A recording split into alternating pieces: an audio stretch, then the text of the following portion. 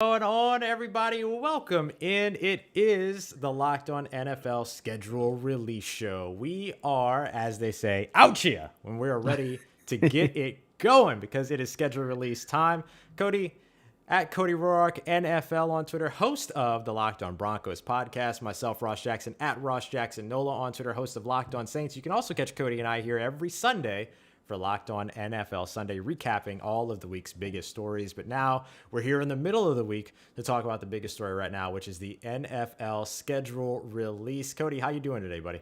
I'm good, my friend. This is the fun time of the year. I mean, this is a national holiday, Ross. May schedule release because it puts us one step closer to the NFL being here, right? We're here, and just about a month and a half towards the end of July, we're going to have training camp starting up, which means preseason, which means then the NFL regular season. And like always, we have you covered every single day.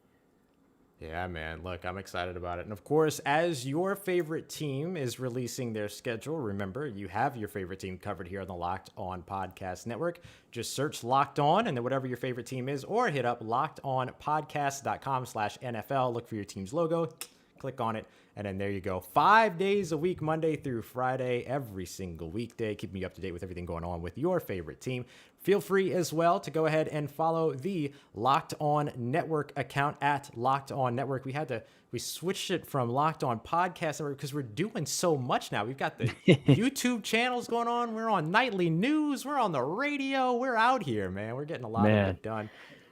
So much fun. And of course, as you're here and as you come through, feel free to say hello and share your opinions as well about your team schedule in the chat, wherever it is that you are following and watching. So Cody, as we dive in on all of this, once again, Cody Roark at Cody Roark NFL, host of Locked On Broncos. What do we know so far about some of these schedules that have come up? What have been some of the biggest stories that we have seen so far? And then we'll start to talk a little bit about our teams before we start welcoming in all of our Locked On local experts. Well, I think the biggest thing that we learned, the biggest story, is that there's more leaks in the NFL schedule than the Titanic.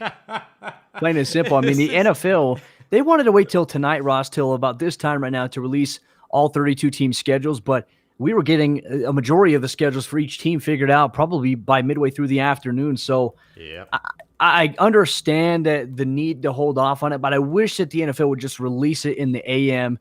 That way we don't have to go through all the hoopla of, is this actually confirmed or not? Because all these leaks, you never quite know whether or not it's accurate, and you have all these people making these reports. So for me, I stayed away from it today. The only thing that I knew that was official for the Broncos today was that they were going to open up week 1 on the road at MetLife Stadium against the New York Giants, because all week 1 games were announced. And Ross, let's talk about the season opener for week 1. The Dallas Cowboys, led by Dak Prescott, travel to Tampa Bay to take on Tom Brady and the Buccaneers, the defending Super Bowl champions. This is going to be an exciting matchup. A lot of questions, because I think right now you look at Tampa Bay, not much has changed from them. They've gotten better. They brought everybody back. They've added a couple pieces. So you know that they're sitting better right now than they were last year.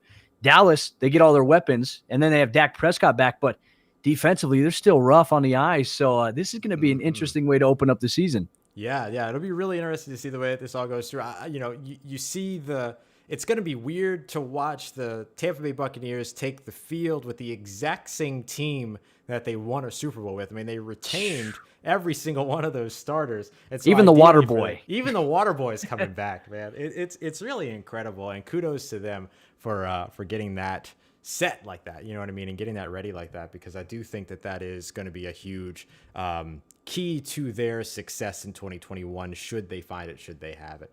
So as it comes through with all of this, I think that this is a really fun game to open up the season with.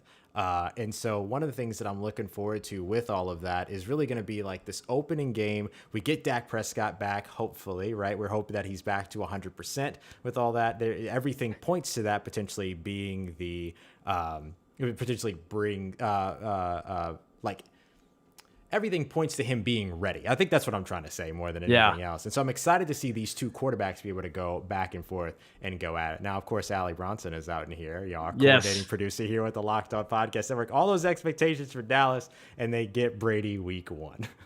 How crazy would it be, though, for the Dallas Cowboys come in week 1, Thursday Night Football on the Everybody's going to expect them to win this game on paper right now. Right. And then they go in and they beat Tampa Bay. You know, I think Dak Prescott, the numbers he was putting up last season were tremendously impressive before his injury. You always have a little bit of concern when a guy's coming off of a major injury, whether or not he wants to get to the realm of maybe being at that same peak performance. Will he get back to that level? That's a big question that I have. I'm not quite sure how it'll work out, but I'm excited for this. But even like some of the primetime games, you have the Chicago Bears. Who knows who's going to be leading them into battle, whether it's going to be the Red Rifle Andy Dalton or Justin Fields, but they're traveling to take on Matthew Stafford and the Los Angeles Rams. These primetime games, I tell you what, they're a little spicy this year, Ross. They are. They came through with a little bit of extra paprika, a little bit of extra cayenne pepper, lemon pepper, you know what I'm saying? You know what I'm saying? So they're coming through with quite a bit, and you know we get these really great primetime games to open up the season, and we've seen some other primetime games that have already leaked and have already come out all throughout the day and everything. So I'm looking forward to the way that this schedule is shaking out thus far. What other of those big primetime matchups that we have going on throughout the first? So we'll get the Sunday night football game with the Rams versus the Bears. I'm so excited to see Matt Stafford in that Rams offense, right? Like, I want to see what this Rams offense turns into without Jared Goff. Without the limitations without the limitations of Jared Goff. And I don't mean to like speak ill of anybody or anything like that, but like there were limitations that came with Jared Goff being that quarterback for Sean McVay. Now all of a sudden they get this guy that can stretch the field, that's a bit more of a gunslinger, willing to take more risks, take more chances, things like that. And now you have him in Matthew Stafford. So I am excited to see that. I do think that you're going to see maybe it's going to be the Red Rifle, right? Before you get to see Justin Fields out there. And certainly, Lauren Cox, who joined us just this past Sunday over on the show, kind of gave us that feel as well. Yeah, no, I think that's the vibe. The expectation is that Justin Fields isn't going to be the week one starter. But look, if he's lighting it up in training camp, there's 3 preseason games each team is going to get. Could we see maybe Justin Fields, even in some sort of package early on in the season, even if Andy Dalton is the starter? I wonder if they're going to work him in, because we've seen other teams do that. I mean, the Philadelphia Eagles did that with Jalen Hurts last year before any of the expectations that Carson Wentz was ever going to get pulled.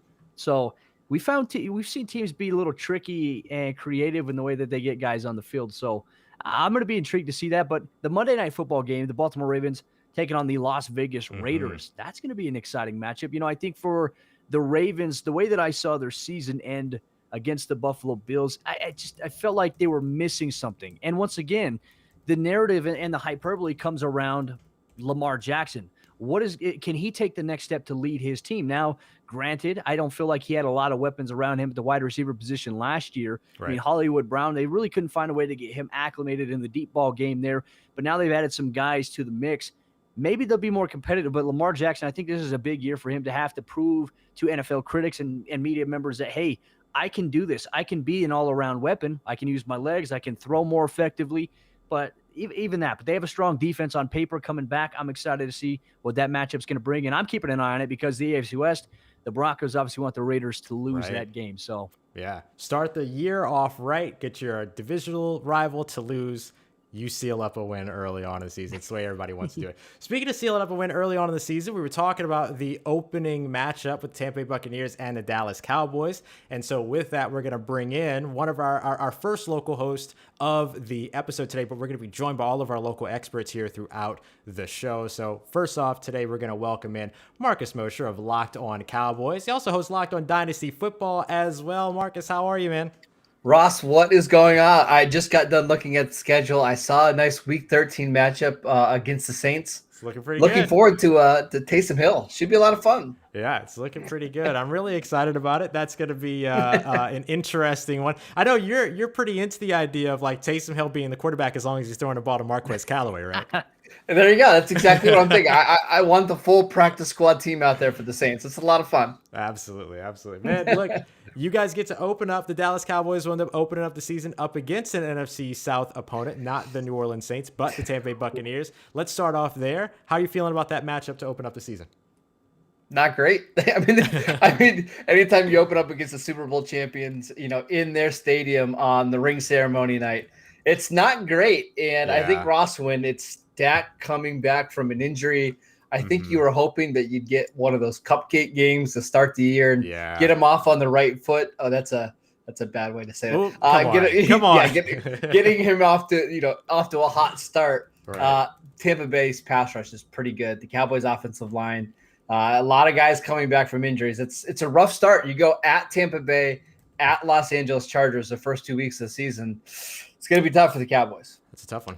It is. Marcus, I'm also looking at that week 1 matchup. I'm looking at week 9 when the Denver Broncos, they travel to Dallas to take on the Cowboys. And we know Vic Fangio is really good at constructing defenses, but, so much is going to change with all of the teams that we're going to be talking about in between week 1 all the way to week 9 and so on and so forth. But you mentioned that pass rush that the Tampa Bay Buccaneers has. I mean, it's potent. We saw it win them the Super Bowl essentially, and obviously a very efficient offensive play by Tom Brady at his age.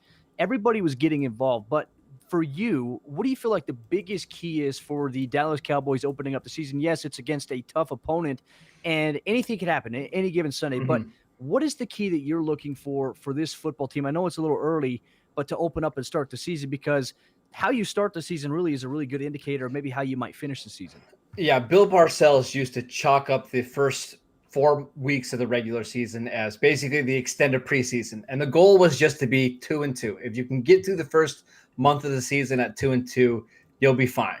And honestly, for the Cowboys, I feel like that should be the goal. With so many guys coming back from injuries, and Cody, I'll even be honest with you, if they can go 1-3 in the first 4 games and Dak can stay healthy and start to look like the Dak that we saw at the beginning of the 2019 season, I actually think they're going to be fine because the middle of their schedule is really, really easy. So keeping Dak healthy, getting the offensive line back on the field, finding out, what this Dan Quinn defense looks like, just get through the first month of the season healthy with your quarterback upright, and I think they'll be fine.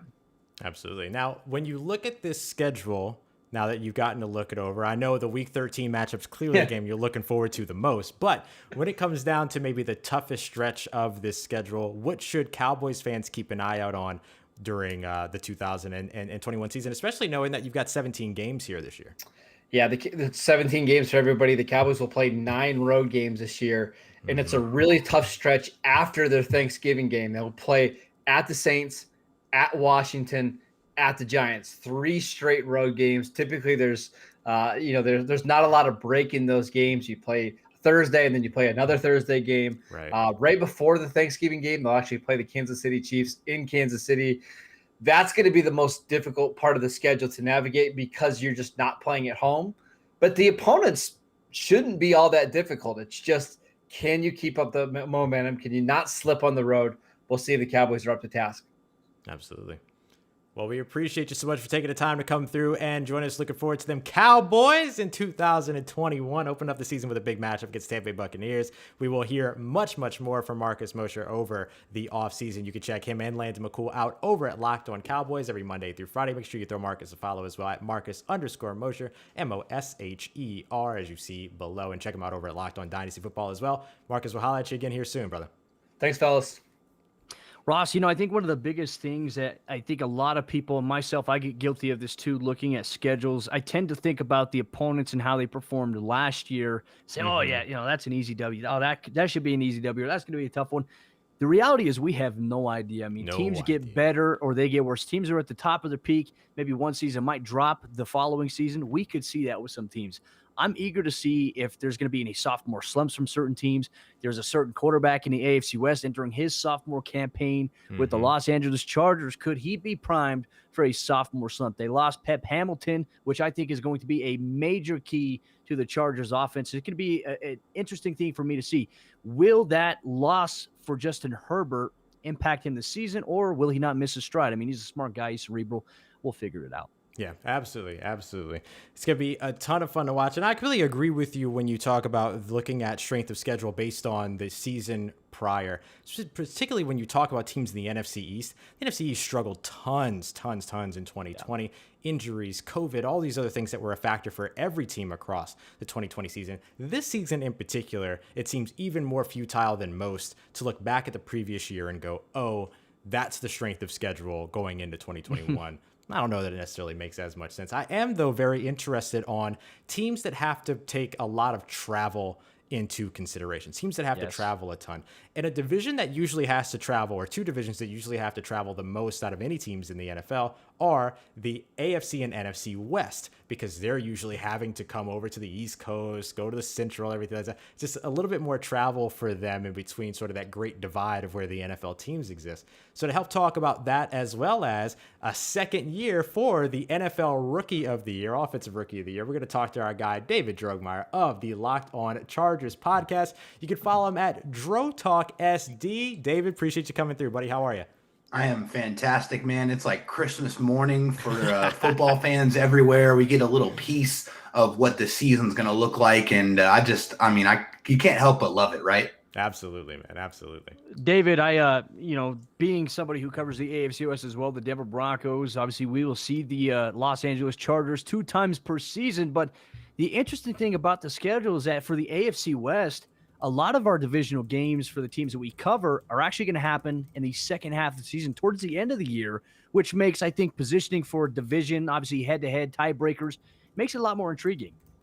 Yeah, it definitely does. I mean, I've seen in years past where the Chargers have had, 4 or 5 division games in their first 10 games. And it just, man, it takes a little bit of the intrigue away from the football season, because like you mentioned, as the season goes on, and hey, we have an extra contest to worry about this year with that 17th game, you get those AFC West battles pushed back a little bit. And then you get that intrigue, and you really have to be aware, and you got to go out and get those games, because playoffs, as we know in the NFL, if you lose games towards the end, you're not setting yourself up for a chance at the tournament. So you have to get those division games. They're always important, but as the schedule creeps back towards the end of the year, they're even more important. So you got to get those. Absolutely. Look, I mentioned before we brought you in, second year here for the NFL Offensive Rookie of the Year, Justin Herbert. You look at the schedule, you look at what he's going to face going into that second season. Are there any specific games that stand out as maybe prove-it moments for him, or just sort of what's your expectation for the guy going into his second season, his sophomore year with the Chargers? I mean, obviously coming off of the historic year he had last year, I mean, you have to, kind of temper how excited you can get. I mean, he just was phenomenal, and he came in such crazy circumstances, and he really excelled. I mean, lit it up, man. Tyrod Taylor, with that unfortunate injury by the doctor, he gets absolutely no notice. He comes in and he lights it up against the Super Bowl champions, nearly takes them to the limit and gets a W, but some unfortunate moves, giving KC and Mahomes the ball back in overtime, which was an absolutely terrible move. But he comes in and he just lights it up. But I mean, as far as this year, there's a new coach, a new head coach, a new offensive coordinator, a brand new scheme that they're going to try to employ. But they also have a much improved offensive line. I mean, Justin Herbert was one of the best quarterbacks running under pressure last year, and it's because he had to. The offensive line for the Chargers last year was absolutely terrible. They were one of the worst in the NFL. The Chargers organization, they recognized that. So they went out intentionally to improve that unit. They got Corey Linsley from the Packers, who's one of the best centers in the league. They go out and get a hard-nosed football player in Matt Filer, who was a Steeler, who was just a nasty type of guard who's going to improve this run game. They go out and in the draft and continue that, getting the left tackle of the future, just absolutely beautiful present, and Rashawn Slater, who falls to them at 13, which I just could not believe. But that concentration on improving in the trenches is a philosophy change, I think, for Tom Telesco and the Chargers, and I think it's going to bode very, very well for them this year. Absolutely. Now, I kind of posed the question a little bit before we brought you in here. We see it all the time with NFL quarterbacks. We saw it with Baker Mayfield. Do you anticipate that maybe Justin Herbert at some point could face maybe a little bit of a sophomore slump? Yeah, I mean, I'm thinking early on in the year, it's going to take a little bit of time for that new offense to gel. I think that, like I said, a lot of new bodies on the offensive line. And the Chargers, to their credit, they hired a lot of coaches from that, Lombardi tree, that Saints offensive tree, many different guys, even from the college ranks, to try to help, Justin Herbert grasp that offense. But I think that's going to take a few games. And I think earlier on in the year, I mean, at Washington, that's a tough defense. I mean, I think they're very underrated. If they get any kind of average play out of Fitzmagic, I mean, they're going to be a very tough team to go up against. So I think it's going to take 2 or 3 games for him to gel and really get command and go out there and feel confident executing that offense. But as the season goes on, I think it's actually going to turn into a much better year for Justin Herbert. So I think temper your expectations early, but get ready for the show because this kid is the real deal. Loving it. Loving it. All right. Before we get you out of here, Dave, we got to put you on the spot here for just a moment. I know it's early. Early. So know that this means that new information can come about at any point and change your mind. All right. Record prediction for 2021. Should the fans temper their expectations a ton or just a little bit? I think just a little bit. I think the Chargers really have put together a really good team this year. I think they've improved their depth on both sides of the ball. They've addressed needs, and they did it with urgency. And I think that is going to cultivate in a much more positive year. I'm not going to go crazy and say they're going to have a 15-2 record or anything like that. Come on. But I do believe they will go above 500. I like their chances of an 11-6 record this year. I think that could position them for a wild card and potentially, make some noise in the playoffs. I mean, you just got to get in. I think the Chargers will put themselves in position to do that this year. That might mean Cody's the odd man out, one of the odd men out. We'll see about that. We will see. David, we appreciate you coming through, buddy. Of course, we'll be keeping up with you all off season over at Locked On Chargers every Monday through Friday. You, Dan, y'all do some phenomenal work over there. Thanks for all you do and appreciate you joining us tonight. Thank you, Ross, Cody. Appreciate it, guys. Have a great night. See you, brother. Thank you, David. Ross, one thing I want to throw out too is the rise of Brennan Staley. Brennan Staley, a couple of years ago, was the outside linebacker coach for the Denver Broncos. He gets a promotion, goes over to the Los Angeles Rams, becomes a DC, leads a very successful defense, leaves the DC position, leaves the team in LA, goes up a little bit, just down the street a couple blocks, and now he's the first-time head coach for the Los Angeles Chargers.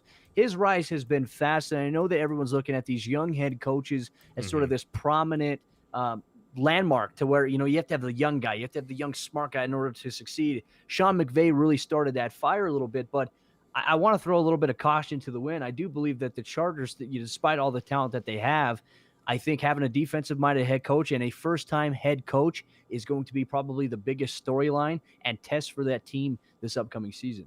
Definitely. Good point, man. Look, there's a lot of reasons to sort of, like we said, temper some expectations, but you know what it is right now. Every team is an undefeated team.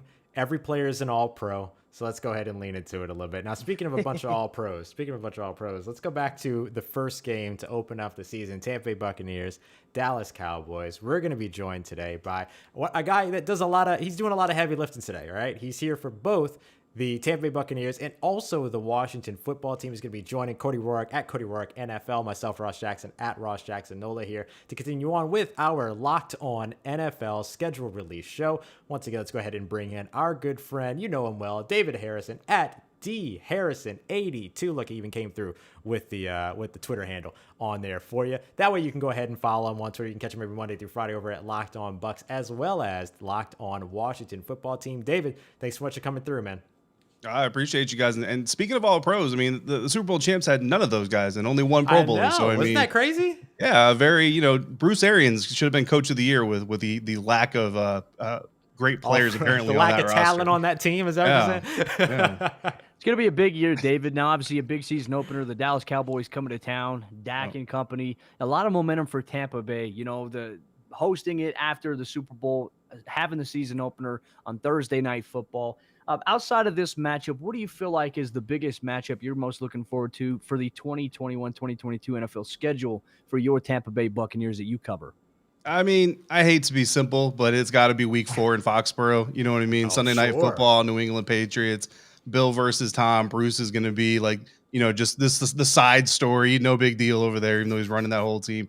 That's got to be the matchup that everybody's looking forward to, I've never been to Foxborough myself, so I'm looking forward to hopefully making that trip out there for that weekend and covering that game. But yeah, I mean, open up against Dallas Cowboys, not my cup of tea personally. I'm going to go on a nice little rant on that on our show, so I won't take your time up with that. But yeah, I mean, it's got to be that Patriots game following the trip to Los Angeles to scout out, the site of their next Super Bowl win. Yeah. Well, look, if you want to, I love that. I love that. If you want to hear that rant, though, make sure you tune in to Locked On Bucks Monday through Friday. I'm hoping that you'll take that a couple of episodes. We'll see how that ends up, how long that ends up lasting. So, same question, but what about for the Washington football team? Yeah, I like this matchup in week 3 against the Buffalo Bills, going up to New York, facing not only a playoff team, but a team that was one game away from the Super Bowl themselves, a team that I think is looking to prove that not only do they belong, but that this year it could be their year to actually go to the big game. And when you're a team like the Washington football team, I mean, you look at the Cowboys starting off with the Bucks, it's really a lot of the same reason. It's a measuring stick. If you come out of Buffalo with that win, now you are a legitimate contender. People have to start taking you seriously. If you come out with a loss, I don't think it dings your reputation too much as long as you're competitive. What you don't want to do, obviously, is go into Buffalo and get blown out. But then opening up against the Chargers is really great matchup. I know David was just on here talking about that contest and going up against a nice young quarterback, hopefully, just for competition's sake. That Chargers defense is nice and healthy and kind of complete, for the first time in a long time. Because, again, you really want to see that improved Washington offense go up against a defense like what they could have in Los Angeles on paper. Well, I think it's an intriguing way to look at it, too, especially with the Washington football team, because, David, not a lot of people are talking about them in the sense that they really were competitive with Tampa Bay in that game. I mean, Taylor Heineke came out of nowhere. We know that probably it's going to be Ryan Fitzpatrick, but I tell you what, all the storylines, I'm telling you, at some point this season, it's going to be the Taylor Heineke show. Fitzmagic's going to run out, and Heineke is going to make people go crazy. And there's a lot of sponsorship opportunities with the beer there that they're going to take advantage of. That's right. But David, in terms of the Tampa Bay Buccaneers, do you feel like for them, I know that we've talked on Locked On NFL Sunday before. You've mentioned that their goal is to run it back.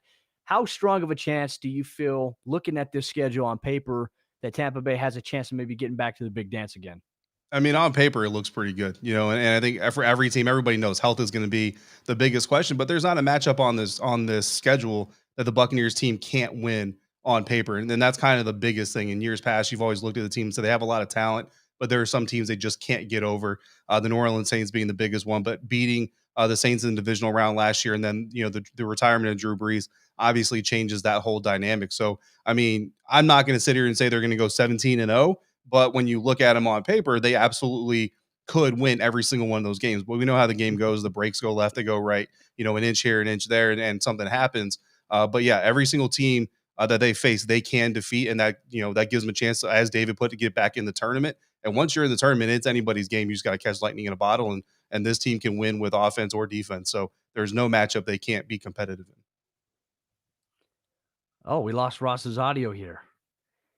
But that's my bad. I was trying to be respectful. You know what I'm saying? I was trying to be respectful. And then here I go instead, looking like a rookie on live television. No, I want to ask you real quick before we get your record prediction for both of these teams. How much are you looking forward to a Halloween game between the Saints and the Bucks? I mean, that's just such a great, that's just good planning right there. It really is. I'm looking forward to every game that the Bucks and Saints play, because the fan bases get lit. Every crossover that I get to do with Mr. Ross Jackson is obviously amazing. And I love it because Cody, even though the Bucks and Broncos don't play, the Bucks and Washington football team do play. So I get a crossover, or the Broncos and Washington football team play. So I get a crossover with you. And the NFL gods smiled on me, guys. Week 9, both teams that I cover are on a bye. Oh, wow. I love that. Wow, that's really nice. There you go. So that's really the pinnacle week for you, for sure. He gets to kick his feet up, relax, and not have to worry about a single thing. Absolutely. Enjoy some Heineke's. Nice. I'm telling you, watch. You can take the audio clipping of that right here, and we can run that back here in about 2, maybe 3 to 4 months. It's going to happen. The Heineke mania is going to run wild, and I'm telling you, it's going to be spectacular. I'm here for it. I love it. All right. On your way out here, David, tell us your record prediction. Again, we know it's early and we preface that for everybody, but your record prediction, 17-game season, Bucks, Washington football team. Yeah, I'm going to go for the Buccaneers. The NFC South is always competitive, no matter who the quarterbacks are, no matter who the coaches that are getting fired are. So you can't, it's hard to predict just running out the division, even though it does happen from time to time. Ross, you know a little bit about that. I've got the Buccaneers right now on paper going 12-5. I know some Bucs fans aren't going to like that. James actually went 15-2. I'm not quite that hyped up about it, but I'm going to go 12-5. And then for Washington, I mean, look, they had 7 wins last year. I don't think it's that outside the realm of possibility for them to improve a little bit more than maybe people are giving them credit for. Ron Rivera has had some opportunities now to bring in his guys, quote unquote, and really start to install his systems with the players that are there. A great veteran quarterback in Ryan Fitzpatrick. If Taylor takes that spot, it's going to be because he took it, not because Ryan gave it to him. I got Washington right now at 10-7. Oh, all right. Covered a couple of 10-win teams. David Harrison at dharrison82. You can join him and his co-host James Yarko over at Locked On Bucks every Monday through Friday, as well as his co-host Chris Russell over at the Locked On Washington Football Team podcast as well. Dave, we appreciate you coming through, man. We'll see you again here soon. Thanks, guys. So nice. We get to see David twice. He does a lot of great coverage over there at Locked On Washington Football Team and Locked On Bucks. But Ross, I tell you what, I'm really eager towards the end of the show to find out what your thoughts are, especially on the Saints' positioning in the division. I know we're going to hear from some of your division mates here tonight, but we'll definitely have to get your input on where the Saints lie with their schedule. Oh yeah. Best believe the Saints and Broncos will not go without being talked about before the night is out for sure. But real quick, before we move on to that, just want to remind everybody that we're live here on the Locked On Network Twitter account at Locked On Network, which you can follow over on Twitter. You can also check out Locked On NFL on YouTube, Locked On Live on Twitch. We're all over the place right now, and feel free, of course, to also go ahead and jump in and come through with any of your comments, questions, anything like that in the chat so that you can participate along with the show. And as we could, good old Zach, man. Good old Zach, man. You gotta love the guy. Zach is also putting in a ton of work right now. He's actually also live tweeting the schedule release as well. So everybody's putting in a lot of work here across the Locked On Podcast Network. Very proud of all the work that we're able to do. And I'm also very proud of our local shows. All of our local hosts are going to be coming through here as we go through the evening. So let's move on to our next guest. It is Louis DiBiase of the Locked On Eagles podcast, along with Gino Camilleri. But we've got Louis here with us. Louis, how are you, brother? What's going on, Ross? Cody, ready to get this schedule going? And it was an eventful day for sure. The NFL made this what should have been just like a press release kind of become an eventful day the last 5 years. So I mean, I love it though. I'm a nerd for this kind of stuff. So I enjoyed the day for sure. A meeting that should have been an email. Right. I mean, we talk about making things overly complicated. I feel like the schedule release has to, but I tell you what, I think it gives a great opportunity for these teams, social media teams, to put together some really great stuff. I mean, you look at the Carolina Panthers, they did the Pop-Tarts. So good I love it. Year. No, actually, our flavor was ranch dressing. The Eagles flavor was the Pop-Tart was ranch dressing. Yeah, somebody sent that to me immediately because everybody knows how much I hate ranch. And so it immediately hit my replies. The Dallas Cowboys was great value Pop-Tarts. They called them great value. The disrespect is real, but it's always fun seeing teams go above and beyond. I mean, even for the Denver Broncos, they had Peyton Manning do their schedule reveal. He's cracking jokes and making fun of everybody. So it's fun. It's interacting, but yeah, I could do without all the leaks that we get every single day that the schedule release happens. It was madness because we didn't know what was actually real. So if you got, you had to sit the day out, and hopefully if you got, you're still sitting at home sitting it out. You don't get to enjoy what we're enjoying right here. That's right. Oh my goodness. So let's take a look at the Philadelphia Eagles here, the NFC East. Such a conflicting division last year. What do the Eagles, now that you see their schedule, Jalen Hurts, I presume, will be the quarterback. We'll see how all of that actually works out. But what do the Eagles have to do to win the NFC South schedule now in hand? Yeah, look, I think you look at that first 6 weeks, you got to get through that tough stretch against some incredible quarterbacks, Matt Ryan, Patrick Mahomes, Tom Brady. You look at Dak Prescott as well, and how thin the Eagles cornerback group is right now. I'm nervous because those offenses not only have great quarterbacks, but they have really deep weapon groups as well on the offensive side of the football. So if they can get through that first month and a half, a little bit, maybe at least a little bit below 500, but you're not 0-6. You just got to get to that stretch down the final month or two when you really play the NFC East. And you don't, honestly, guys, the Eagles don't have to get on a plane from after they play Cody's Broncos in week 10. From week 11 to week 18, the Eagles don't have to get on a plane because they play the entire NFC East, right? They play the New York Jets, and then they play at home for a lot of those games as well. So if they can get through that first half of the season still in the picture, then you get those NFC East matchups, you get the Jets, you get the Broncos. That's the stretch I'm looking at this team getting on a run. So they just got to stay afloat up until that point where they're well rested as well because their bye week is week 14. So it's kind of an imbalanced schedule for sure for the Eagles. Tough start, but I think a strong finish.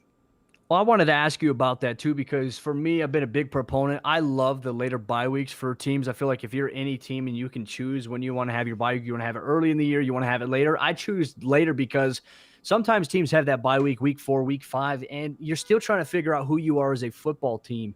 And so I feel like if you go through at least 7 or 8 games, you have your bye week, then you can make that adjustment for the second half of the season. How do you feel like a week 14 bye might benefit this team, especially as it opens up on a more favorable stretch for them? Yeah, normally I would say when you look at like 2016 to 2020, that core, it was older for the Eagles, right? One of the oldest teams in the league. So at that point, I would have said, okay, maybe an earlier bye does help this team out. Week 14, I don't think is ideal because that's really late into the season, even for a 17-game format. But for this Eagles team, Cody, I agree. I actually like the benefit because you look at on offense and defense, they're pretty young. So I feel like this team is going to stay fresh even through that tough stretch in September and October. You get a bye week there. And again, like I said, you don't really have to do a lot of traveling at the end with all those NFC East opponents. And you play the New York Jets as well. And you play at home against some other out of conference teams as well. So I think when you look at the age of this roster and again, the benefit of finishing off strong there with the bye week with division opponents, I actually think it will help the Eagles in 2021. Absolutely. Now I have to ask you, I have to. Please forgive me. When it comes down to Jalen Hurts being the starting quarterback for the Philadelphia Eagles, which is what I'm hoping for, I want to be very clear. Is there a moment, a game, something like that on the schedule that you kind of look at and can say, this is a defining space, right? Sometimes you see those, the rookies come in, they start, the first 5 games and everything, and they're able to come through and finish it up, and you kind of know, all right, they're going to be fine. Is there a game like that? Yeah, honestly, for me, it's not the game against Tom Brady. It's not against Patrick Mahomes, Matt Ryan. Although I want to see how he stacks up against the best of the best, I look at a couple games, and I would say one because I'm not sure about the other. The other is week 2 against San Francisco if Trey Lance is playing. But if it's Jimmy Garoppolo, then I move towards the New York Jets because those 2 teams are going to feature rookie quarterbacks that the Eagles either A, try to trade up for, I believe, in Zach Wilson before they knew the Jets were going to take him at 2, right? That was the guy I think they preferred over Jalen Hurts. And then you look at Trey Lance. I'm not sure what they felt about Lance, but they moved down after the Niners moved up to pick 3.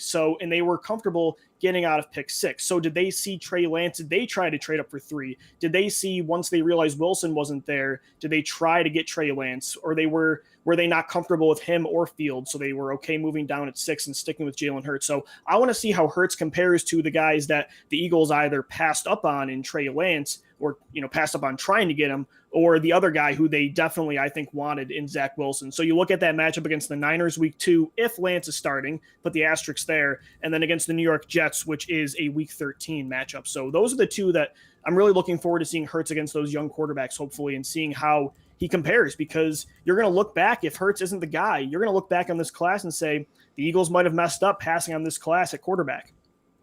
That's something to keep an eye on too, because I know that it was widely debated. Carson Wentz, he's gone. Jalen Hurts, and it was controversial to take him at the time, according to the Eagles fan base. And then we just saw the drama. I mean, he had a win against Ross's New Orleans Saints that he covers. And I thought that was a very impressive showcase for him. So I hope he gets the right opportunity to maybe be the guy. And because you're a rookie, essentially I still think he's a rookie quarterback because you don't have full 16 games. He's still in a rookie season and a half right now. He's got a lot to prove, but I'm hoping that the supporting cast around him can protect him. Now, Louis, before we get you out of here, the one question I was going to ask you, in the NFC East division, we saw it kind of boil down to the wire between the 4 teams last year, and the records weren't necessarily that great. How do you anticipate the Eagles placing in that division this year? Yeah, so honestly, for me, I haven't really been the biggest Jalen Hurts proponent. This team, you look at too on offense, very young, a brand new head coach for the first time, being a head coach in Nick Sirianni. I do like the roster. I think when you're really strong on the offensive and the defensive line, you're going to be in football games, and I do like Jalen Hurts' ability in the fourth quarter. But with that being said, I like the rosters of Dallas and Washington a lot better. And I think you look at the Eagles' biggest weakness right now, I think, is on the second and third level of the defense. And Washington and Dallas have a lot of explosive talent on offense that can exploit the Eagles' defense on those levels. So I look at those 2 teams having an advantage. And then the Eagles and Giants, I think, are very close in talent. So I would say, honestly, right now, and it's kind of I don't want to say pessimistic thinking, but it's certainly not optimistic. I think this Eagles team is probably third or fourth in the division this year, and that might be better off for their long-term future. Absolutely. All right, Louis, I got to ask you, on your way out here, record prediction, 17 games, what you got for the Eagles? Yeah, it's kind of this mediocrity, this purgatory that I hate being in. I want to either be a championship contender or I want to be picking in the top 3 for a quarterback. I actually have the Eagles at 7-10, which is brutal because that puts you right in the middle. And I feel like in that scenario, we still haven't found out if Jalen Hurts is the guy. Is he great or is he just good or average? Because if you're 7-10 and you don't have an answer and you're picking like 13th, well, you can't get your quarterback either. So that's a tough spot to be in, and I'm nervous about it, but based on my projection, I think, yeah, they're probably a 7-win football team. Gotta love it. Louis, we appreciate you coming through. Make sure y'all follow Louis on Twitter at DiBiaseLOE and check him and Gino out on the Locked On Eagles podcast every Monday through Friday. Louis, always a pleasure to see you, man. Thanks, guys. The Eagles are always an interesting team. You know, I still think they have some defense players. I was actually watching Mic'd Up the other day, some of the best Mic'd Up clips from the past season. Fletcher Cox, man, he is funny. Man, he's funny. As all can be, man. But, you know, yeah, I think that the Eagles, if they're going to be destined to ever get back to their winning ways, I think they need to establish patience with Jalen Hurts. If he can show that he can be the guy, I think you run with it. I think you continue to build around him. You have to see that. We'll see if the Eagles do that, and especially with a lot of the changes that they've made this offseason in terms of coaching staff and personnel. It's going to be a big change. Absolutely. Don't forget to let us know in the chat as you're watching along your team, how you're feeling about your favorite team's schedule. And as we continue to roll along here with Locked On Schedule Release Live Show, it's Ross Jackson at Ross Jacksonola on Twitter, host of Locked On Saints, joined by Cody Roark, as always, here in our live show format. Cody Roark, NFL on Twitter, host of Locked On Broncos. You can catch us every Sunday as well over at the Locked On NFL Sunday Show. And as we continue to roll along here, we're going to bring back our guys, our absolute guys, the Throwdown Thursday Kings. These guys are just so much fun. So let's just go ahead and bring them in. I'm not gonna waste any time. It's Bo Brock. It is Alex Clancy. It is Locked On Cardinals. Guys, how are you? What's up? Great, man. Such a pleasure to see y'all. Thanks so much for joining us today. Yeah, for sure. So I want to start things off here with the week 1 opener. The Arizona Cardinals taking on Derrick Henry, the Tennessee Titans. That's going to be a physical matchup. We obviously saw some moves in the NFL draft for the Cardinals, bolstering up the defensive side of the ball. I know that before the draft, we talked about some of the concerns in the secondary. When you look at the Tennessee Titans, they lost, some wide receiving talent. They're mainly a running football team. How are you guys feeling about this week 1 matchup? The Malcolm Butler revenge game, right? He signed with the Arizona Cardinals. He's the solution in the secondary right now for the Cards, outside of a 4th-round pick, a 6th-round pick. Yeah, it's going to be the Arizona Cardinals reworking that front 7. J.J. Watt playing a team he's familiar with from the AFC South after all his time spent in Houston. Chandler Jones coming back from the biceps injury. Rookie linebacker Zaven Collins. He's getting a starting job right away. Like, there's the news today that Jordan Hicks is seeking a trade, the veteran linebacker, because Zaven Collins is going to be thrown to the Wolves, guys.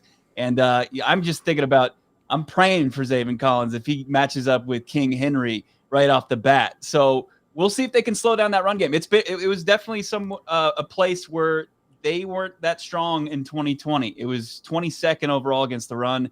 So can they slow down Derrick Henry? And then, don't sleep on Ryan Tannehill. I mean, he's been superb the last 2 seasons in Tennessee, and he can catch you up. A.J. Brown's a big-time player if he's healthy to start the season, which, we believe he's going to be in that secondary. It's going to have to show up.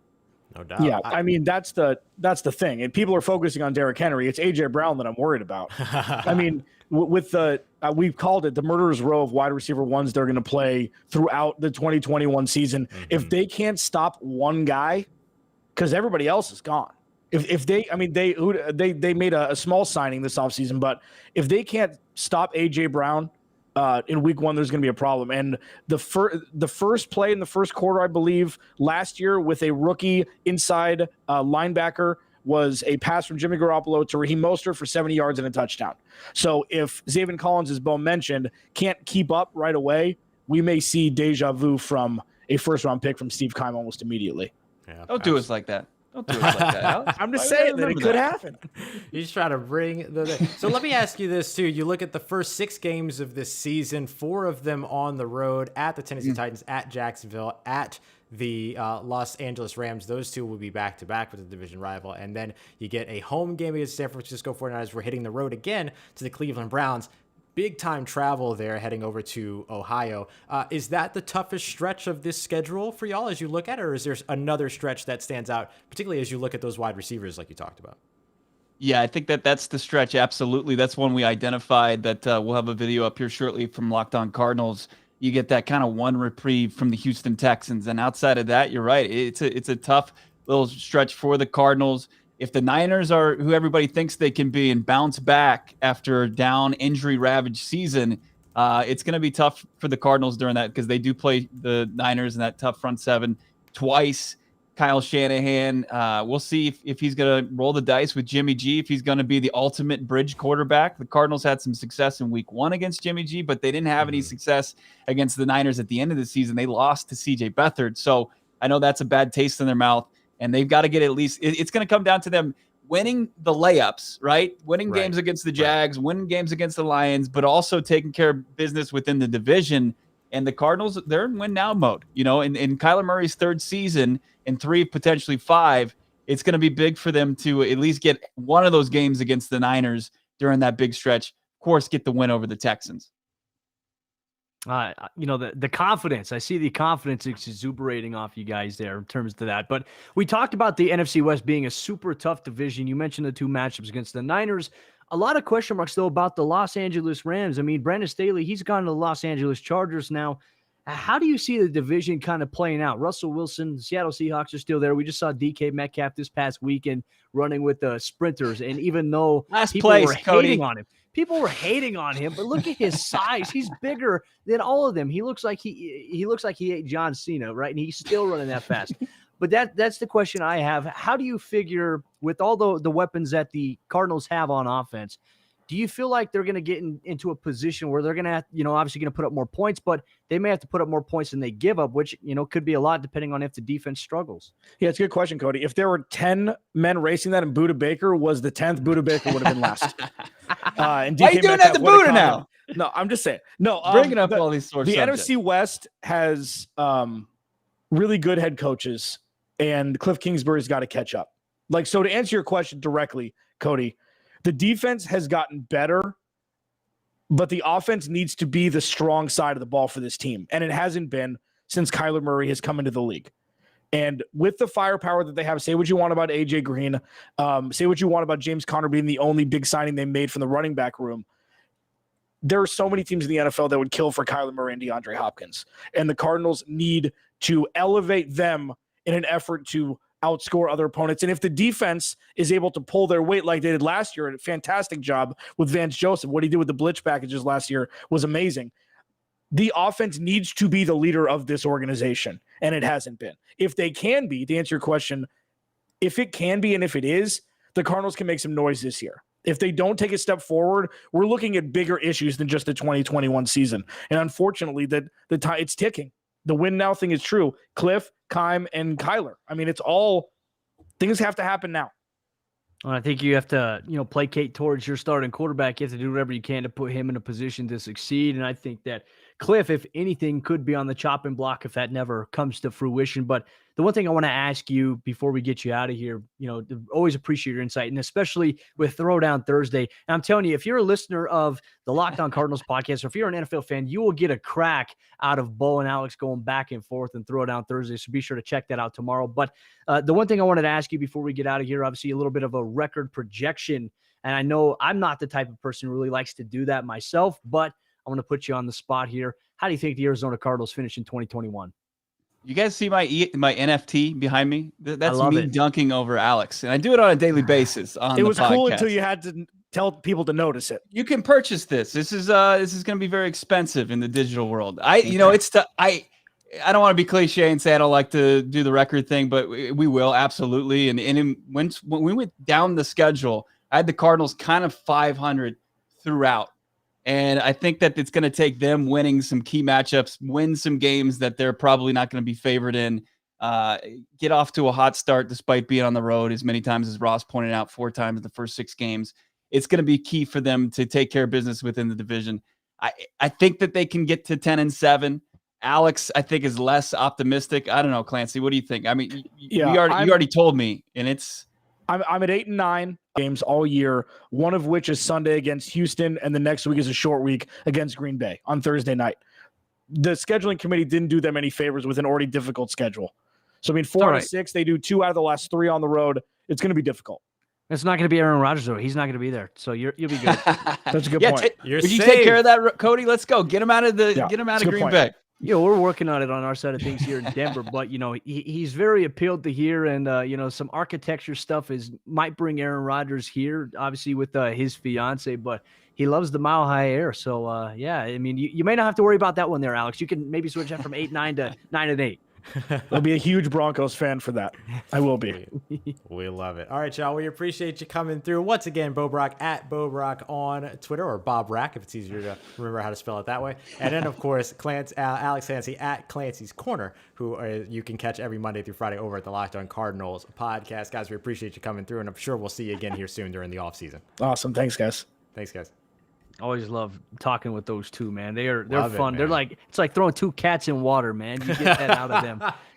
It's the best, man. But, I love the subtle jab at the co-host live on air. I didn't notice it until he actually, I just thought it was like a really cool Locked On Cardinals background. I said, hey, you know what? That's really great branding. But then if it's him dunking on it, I'm like, okay, this is why, this is why they're the perfect combination of a kind of a duo host there. I love it.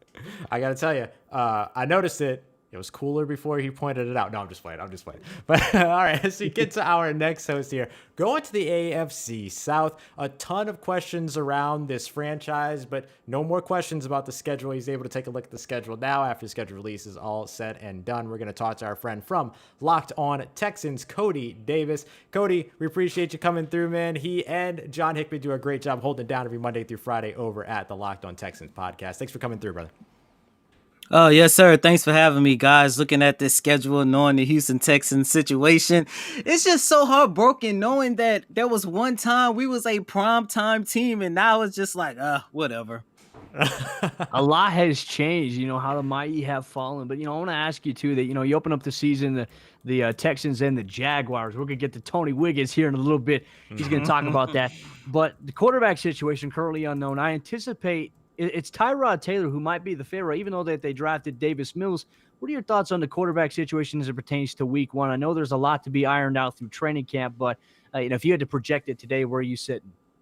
You got to go with Tyrod Taylor. He's the number one option on this roster right now, excluding everything that's going on with Deshaun Watson. And, Ryan Finley, I don't see him getting any kind of play time. I mean, as a matter of fact, if we get a game where Ryan Finley is starting, that means something is hella wrong in the city of Houston.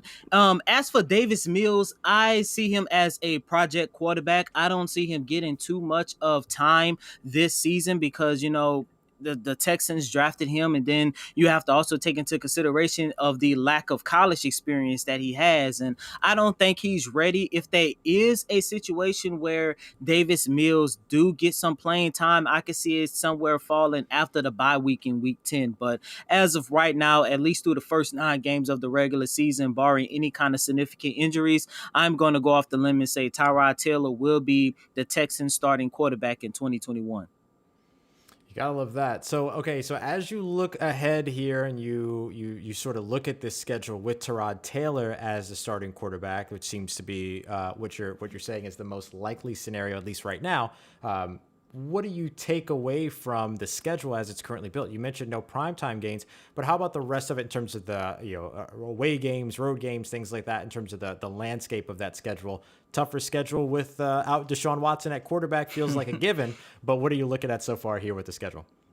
Well, to be honest with you guys, there's 3 ways I broke up this schedule. The first 5 weeks of the regular season is a lot easier than we had last year. I mean, if you guys remember, we started off 0-4, and that was against the Chiefs, the Ravens, the Steelers, and the Vikings. And you're talking about 4 teams who made the playoffs the previous year, and every single one of those teams went pretty far. I'm not too sure about Pittsburgh, but with Ben Roethlisberger and all those guys, they're always in consideration. However, This year you open up the season against the Jazz, which I do think that's going to be a dub, especially going up against a rookie quarterback, Oh. especially if Maybe they are maybe trying I should just to bring Tony in right now. especially if they're trying to do this Tim Tebow nonsense going on. But I really do think that's a win. That might be their only win of the season. But after that, you have a game against the Browns that's going to be a loss. And then after that, it get a little bit easier with the Panthers. And, after those games, you have a meeting against the Buffalo Bills. And then, you close out the first 5 weeks with a game against the New England Patriots. So that aspect is a little bit easy. Then after that, the next 4 or 5 games are on the roll, and not only that, you're looking at a situation where the Texans are going to be going against teams like the Arizona Cardinals, like the Los Angeles Rams, like the Miami Dolphins. You're talking about teams who we are expecting to be somewhere near the top of their conference. And then towards the back half of that, as a matter of fact, I have the Texans losing all of those games. And after the bye week, the season gets a little bit easier, but at that time, I'm pretty sure, and hopefully the Texans will be in a position where you see what you have in your young guys like a Davis Mills, who I just finished talking about, like Nico Collins and,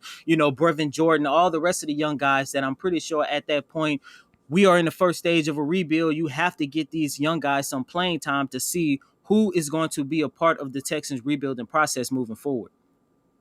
I'm eager to see how the running back position is going to shape up because right now on the roster, you guys have a ton of players there, including former Bronco Philip Lindsay. Really eager to see how that kind of shapes out. If you had to project maybe where the Houston Texans might finish in that division, obviously in the AFC South, how do you see things playing out for them?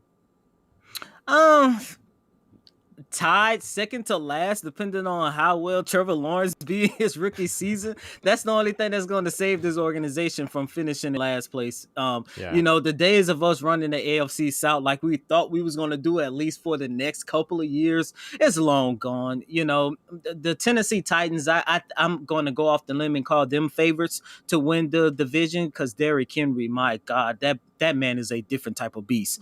And I don't see a team in this division, and to be honest with you guys, I'm not that much of a big believer in he's going to do anything much more different than what they did last year. But look, it's all about the rookie and Trevor Lawrence, if you ask me, that's going to save us from being the last team in this division. I got to tell everybody, Tyler Rowland, host of Locked On Titans. He keep distracting me because the message should keep popping up.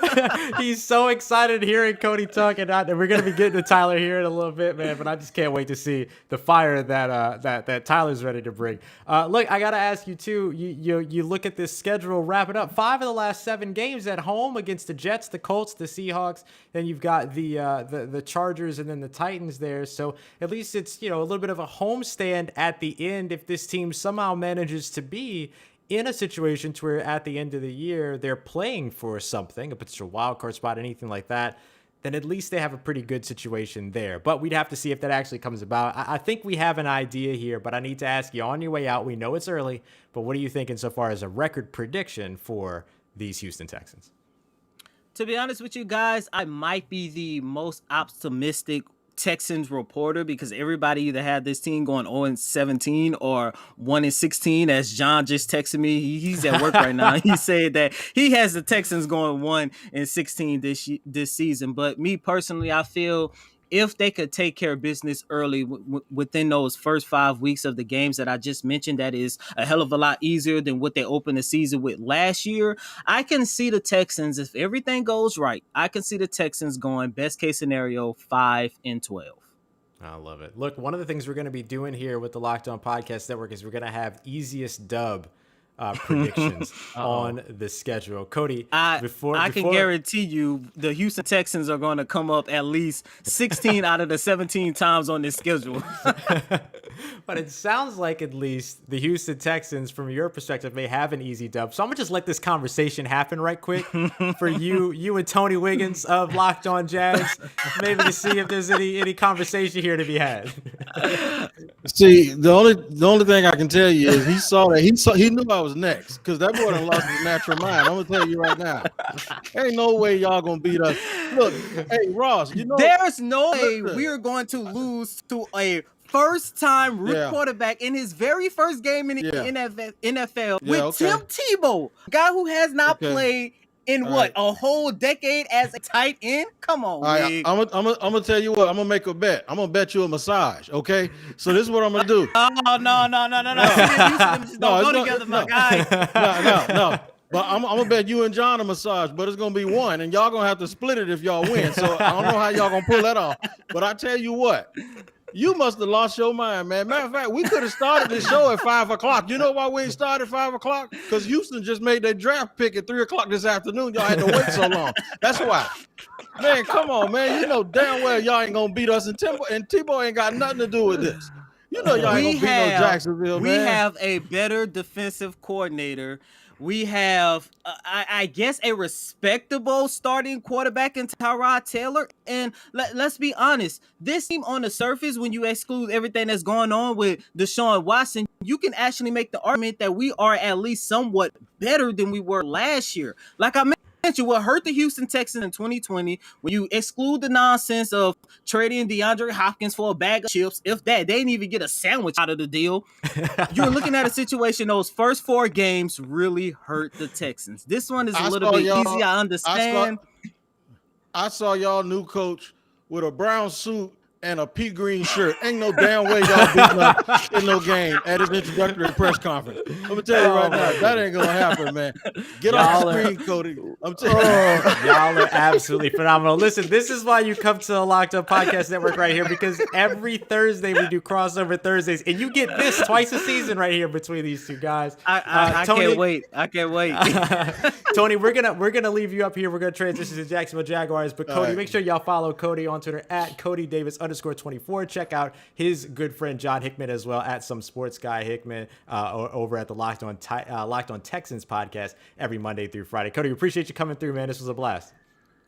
Thanks, guys. Oh man, this is like an episode of Inside the NBA, man. I tell you what, my cheeks are on fire right now. It look like I've been burning, gum all man. I'm day, burning. man. He knew I was God, coming man. on here. That's the only reason he did that foolishness, man. I'm telling you. How y'all doing? Good, brother. Good. We Oh. appreciate you being here. We've got I promise you, guy. I have not been drinking. I'm just like this all the time. Y'all know this that. is Tony. Tony always brings that energy, man. And Tony's Yeah, coming man. through here at Shop Talking Wig on Twitter, host of Locked On Jaguars. You can catch him every Monday through Friday over there. Tony, we appreciate you coming through, homie. No doubt. Thank you. Yeah, hang out my with us, though. goodness. We got more questions for you. We got to talk about So- these Jaguars.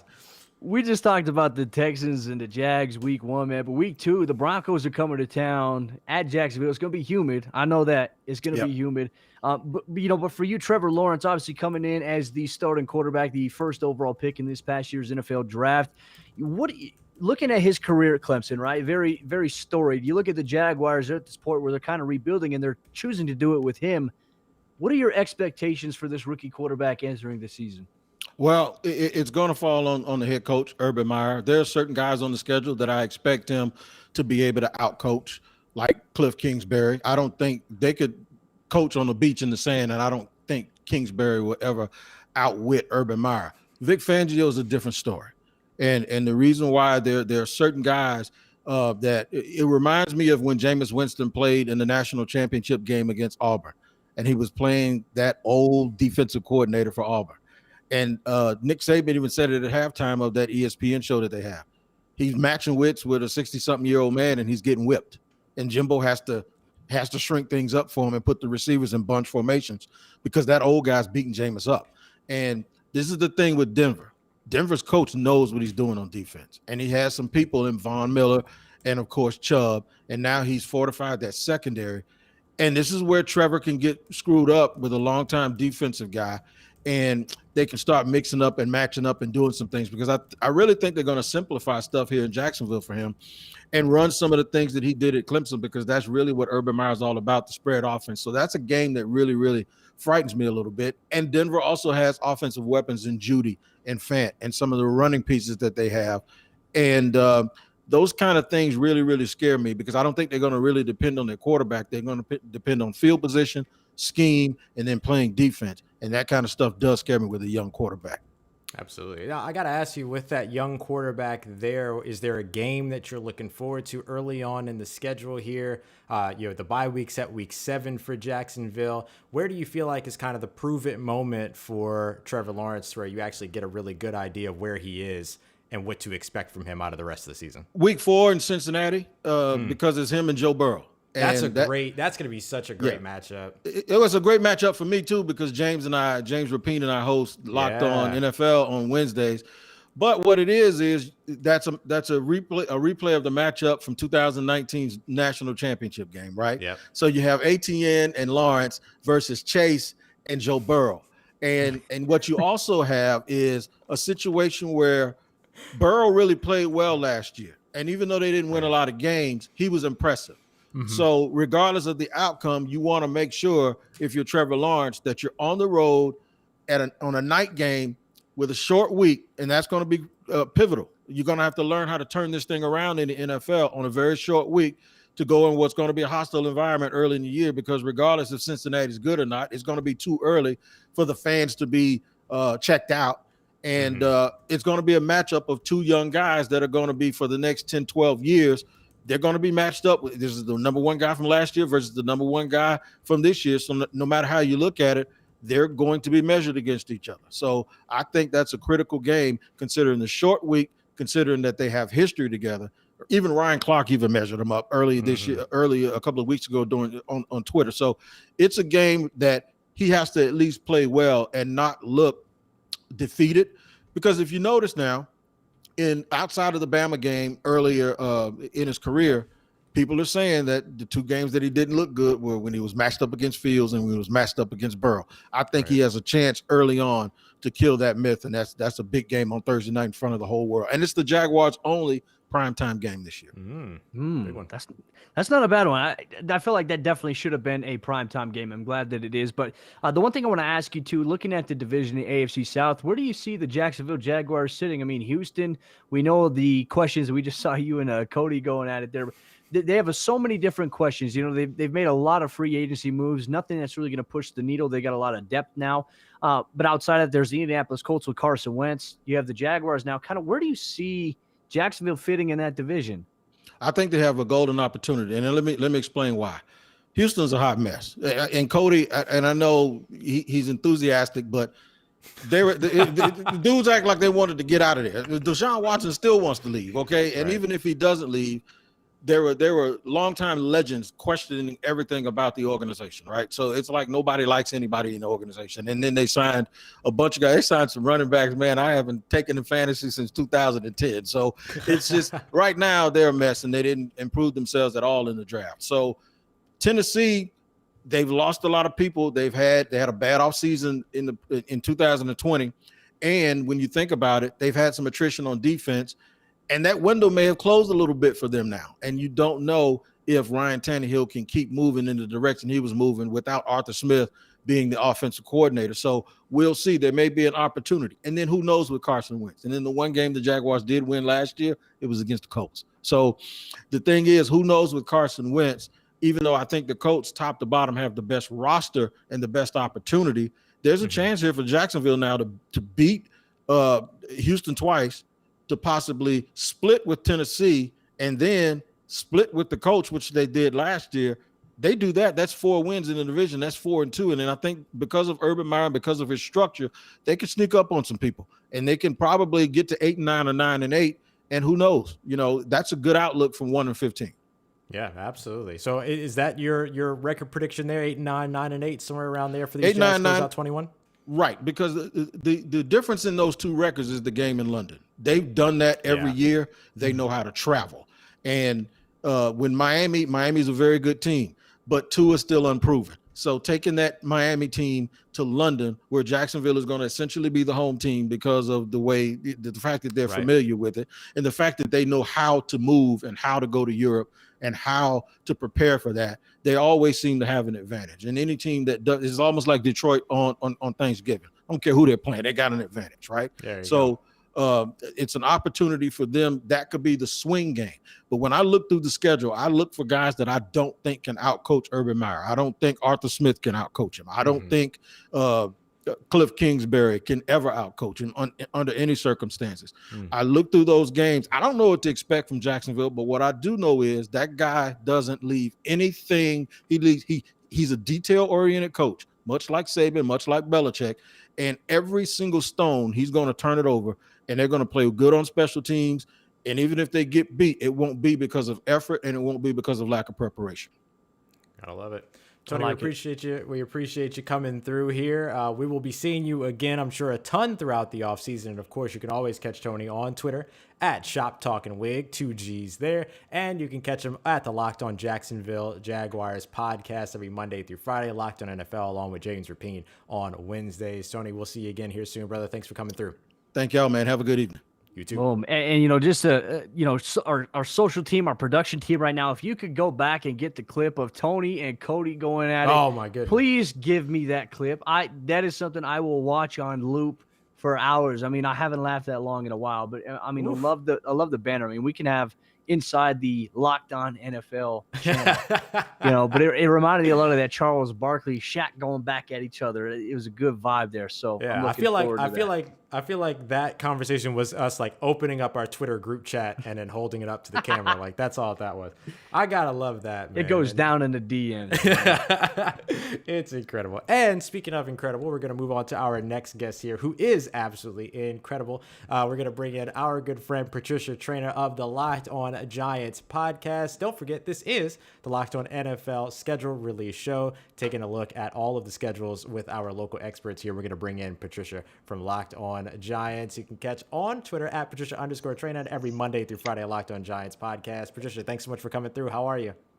I'm great, guys, but I don't know. Am I going to be able to top what you guys just had on the show? I mean, that's a tough act to follow. I mean, it was tough. I mean, like I said, my cheeks are still burning. But Patricia, ironically enough, we just had you on Locked On NFL Sunday this past week. We teased the preview for the schedule release. Now, the Denver Broncos are going to be traveling to take on the New York Giants in Week 1. Some storylines. Pat Shurmur going against his former team that he used to be the head coach for. Who's going to be the quarterback for Denver? Daniel Jones has a lot of weapons, and then Saquon Barkley's back. How do you feel about the start of the season? I like it.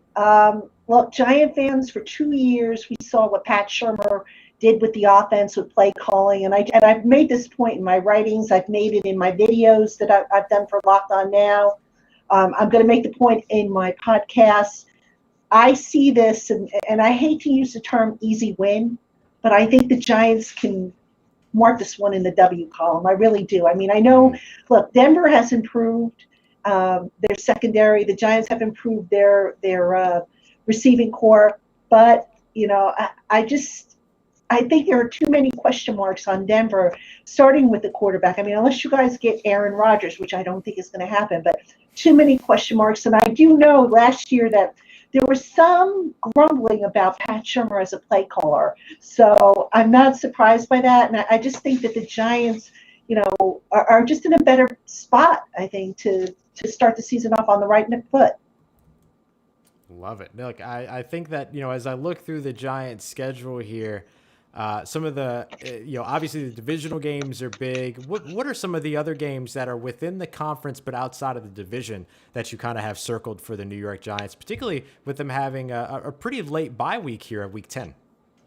Yeah, well, I mean, one of the games, actually, Ross, you and I will be talking about it later in the season. The Saints. I mean, the Giants go down to New Orleans. I believe it is the fourth week of the season, and the Superdome down there, that has been a house of horrors for the Giants. It's a loud place to play. It can be very intimidating. And even though, Drew Brees is no longer the quarterback, he's retired, you're still running Sean Payton's system down there. And it's an explosive system. And, the last thing the Giants can afford to get into is a shootout in terms of points. And that's a game I'm concerned about. It's one that I have circled. Another one that I have circled within the NFC would be the Rams. The Giants came close last year to topping the Rams. They needed maybe an extra minute. I think if they'd had an extra minute in that game, they might have come back. But, of course, the Giants made too many mistakes. And then one other one I'll give you is the Chicago Bears. And that's in Week 17. The Chicago Bears, of course, traded their first and third and fourth round picks to the Giants next year. So leave it to the Giants to maybe push that draft, make that draft choice a little bit better with a late season victory over the Bears. that. Well, and the one thing I was going to ask you too, Patricia, I mean, I think for every team, we've gotten into the discussion where we look at how teams played last season, and we maybe can make a win-loss comparative analysis there. But for the Giants, I mean, I do agree with you. I think they are one of the more improved teams, especially with all the weapons they've gotten. Daniel Jones this offseason. Defensively, last year, I always felt like they were one of the most underrated defenses in the NFL. And when you look at the NFC East, that's got Dak Prescott back, Jalen Hurts is the quarterback, and a tough Washington football team. How do you see the Giants fitting into the competitive nature of this division? Because last year, I mean, it really came down to the final couple of games to see who's going to go to the playoffs for that division. Where do you think the Giants sit in this conversation? Well, I have the Giants going 3-3 in the NFC East. I think they're going to split with Washington. Washington is very, they've gotten better. The only question mark I would have with Washington is how much magic does Fitzpatrick still have left in his arm? But Washington has improved their receiving core. They've got a heck of a defense that I don't think gets enough attention. I do think Washington is they've really improved with Ron Rivera as their head coach. The Eagles, again, the Lincoln Financial Field has been a house of horrors for the Giants. It just doesn't matter when they go or who they're facing or whatnot. That place is just, they don't like the Giants. they haven't won there, I want to say, since I think 2013, I think was the last time the Giants won at the Link. So I have the Giants splitting with the Eagles, and I have them, of course, splitting with the Cowboys. I don't think they're going to sweep any of their NFC East opponents this year. And in the past, as you guys know, the Eagles have had the Giants number until, like last year when the Giants finally broke an 8-game winning streak. The Giants have had Washington's number. I think they've won something like the last 6 or 7 games in a row against Washington. I don't think that's going to be, the case now. So hopefully, fingers crossed, we'll see a more competitive NFC East. I love that. Patricia, I have to ask you, just like we've been asking everybody else, and of course, real quick, make sure you follow Patricia at Patricia_Traina on Twitter. Check her out every Monday through Friday over at the Locked On Giants podcast, as well as all the work over at the SI site covering the New York Giants as well. Patricia, I got to ask you for your record prediction here, 17 games. And let's have a little bit of fun here, too, because I'm invested in his success. When does Kadarius Toney score his first touchdown? I'm going to say week 1. Let's get it. That's great for my dynasty team. Come on, man. I mean, he's not going to sit on the bench. We got to get him out there, But I have the Giants finishing 9-8 overall on a very, very early prediction. Now, I'm one of those people. I don't like to do predictions this early because, let's get through training camp. Let's see how the roster shapes up. Let's see where the injuries are and all that good stuff. But I have a preliminary forecast of 9-8, which would be a great improvement over last year's 6-10 record. I have the Giants competing for a wild card. I think they can secure a wild card. Certainly it's playoffs or bust for them this year, because if they don't get into the playoffs, depending on what the final record is, I could see them maybe having to tear everything down and start all over again. I don't think they want to go there. So There was an extra sense of urgency, I think, from the Giants to win more games and make the playoffs this year. I love it. Patricia, we appreciate you so much for joining us. Once again, you can follow Patricia on Twitter at Patricia_Traina, and you can catch her every Monday through Friday over the Locked On Giants podcast. We'll be seeing you again here soon. I'm more than sure of it. Thanks, guys. The Giants are going to be one of the teams I'm keeping my eye on in terms of being kind of I don't even want to say a surprise, because I definitely think that they have the talent. But if Saquon can stay healthy, they can run the ball and they can open things up for Daniel Jones, and that defense can play a little bit of a resemblance as it did last year. Mm-hmm. I think they might make some noise, in this division in this upcoming season. So keep an eye on the Giants. Yeah, I'm very excited about the NFC East as a whole. There's a lot of potential with the way that some of these teams have revamped and reformed coming out of the 2020 season, 2021. And then, of course, some of the natural boosts that are going to take place with players coming back from injury like Saquon Barkley and Dak Prescott, so on and so forth. So I'm pretty excited about this. And, of course, with Ryan Fitzmagic, anything and everything is possible. So there's nothing that I'm more excited about in terms of a single division in this NFL season than the NFC East, because it's so intriguing to me. Another team that is always very intriguing, though, has been the Tennessee Titans, a perennial playoff team here recently. Can they keep it going? We're going to bring in our good friend Tyler Rowland of the Locked On Titans podcast. You catch Locked On Titans every Monday through Friday, wherever you get your podcasts. And, of course, Tyler on Twitter at TicTacTitans. Tyler, thanks so much for joining us, man. Yeah, not a problem. I mean, Patricia was talking about how she didn't know if she could follow up on Wig. Well, how do I follow up on a legend like Patricia Traina? I mean, like she didn't make it any easier on me. But I do have to say, while I've been in the background watching Tony Wiggins and Cody Davis argue over third place in the AFC South, I mean, that was hilarious. I have to say, I really enjoyed that. I'm glad I was off screen because I was losing it along with you guys. But excited to talk Titans schedule here, and you guys are doing a great job with the show. Hey, appreciate you, brother. Well, they open up against the Arizona Cardinals. We had Bo Brack and Alex Clancy on just a little bit ago, and this is a tough test, I think, for the Cardinals. But for me, I think there's a lot of questions for the Tennessee Titans coming into the season, especially with how things ended for them in the playoffs. Now, for you, what is the outlook that you have for this Titans football team for the 2021 season, especially coming off of such a disappointing playoff loss that they had in last year? Well, my big thing coming out of the playoff loss was we know the Titans can run the ball with the outside zone scheme. We know that they play action off of that about as well as any team in the NFL. But what's their third pitch? What's the slider when the Ravens or the Steelers are crowding the line of scrimmage with 6 guys and they're bringing, cover zero blitzes? What are the Titans going to go to when A.J. Brown's doubled and the pressure's on him? Who else can win against man coverage and win in those pressure situations on third down? Who can do it consistently? And the Titans simply didn't have that. Adam Humphries was hurt for most of the year, but he was inconsistent during his time with the Titans anyway. Corey Davis is now gone. And while I was okay with losing Jonnu Smith and Corey Davis in free agency, I thought the Titans would respond with a pass catcher early in the draft. So with that in mind, the outlook on the season is the offense is obviously going to step back. And the hope has to be that with some of the additions the Titans have made on defense, Danico Autry and Bud Dupree on the defensive line, Caleb Farley and Elijah Molden as rookies in the secondary, Janoris Jackrabbit Jenkins as well. The hope is that the defense will kind of balance out with the offense and the Titans won't have to score 30 every game and they'll have a credible pass rush. So that's kind of the outlook right now, and I think the moves that they've made, I'm generally happy with, and I think they're close to accomplishing that goal. That's great. Now, actually, I want to ask you about that very defense. At which point, there's usually a kind of a moment in a schedule where you can kind of settle in and say, okay, this team knows who they are after that game. At which point do you estimate that game being, or that point being, particularly for the defense?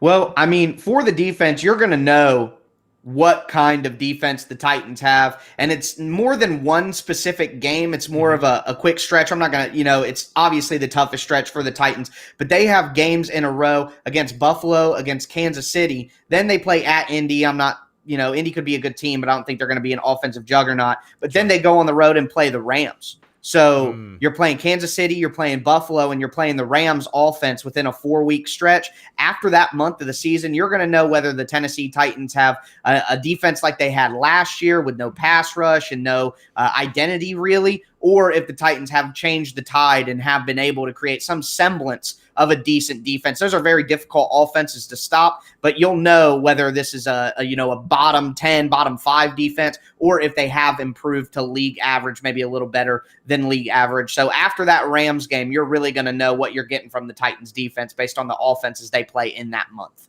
Definitely. I like it. Tyler, one thing I want to get to here, we've been getting to it with everybody. If you had to predict a little too early record prediction for the Tennessee Titans, how do you see them maybe formulating this season? Okay, first and foremost, everybody, I just saw Aaron Freeman say this on Twitter, our guy from Locked On Falcons. Patricia just said, I love making predictions too early.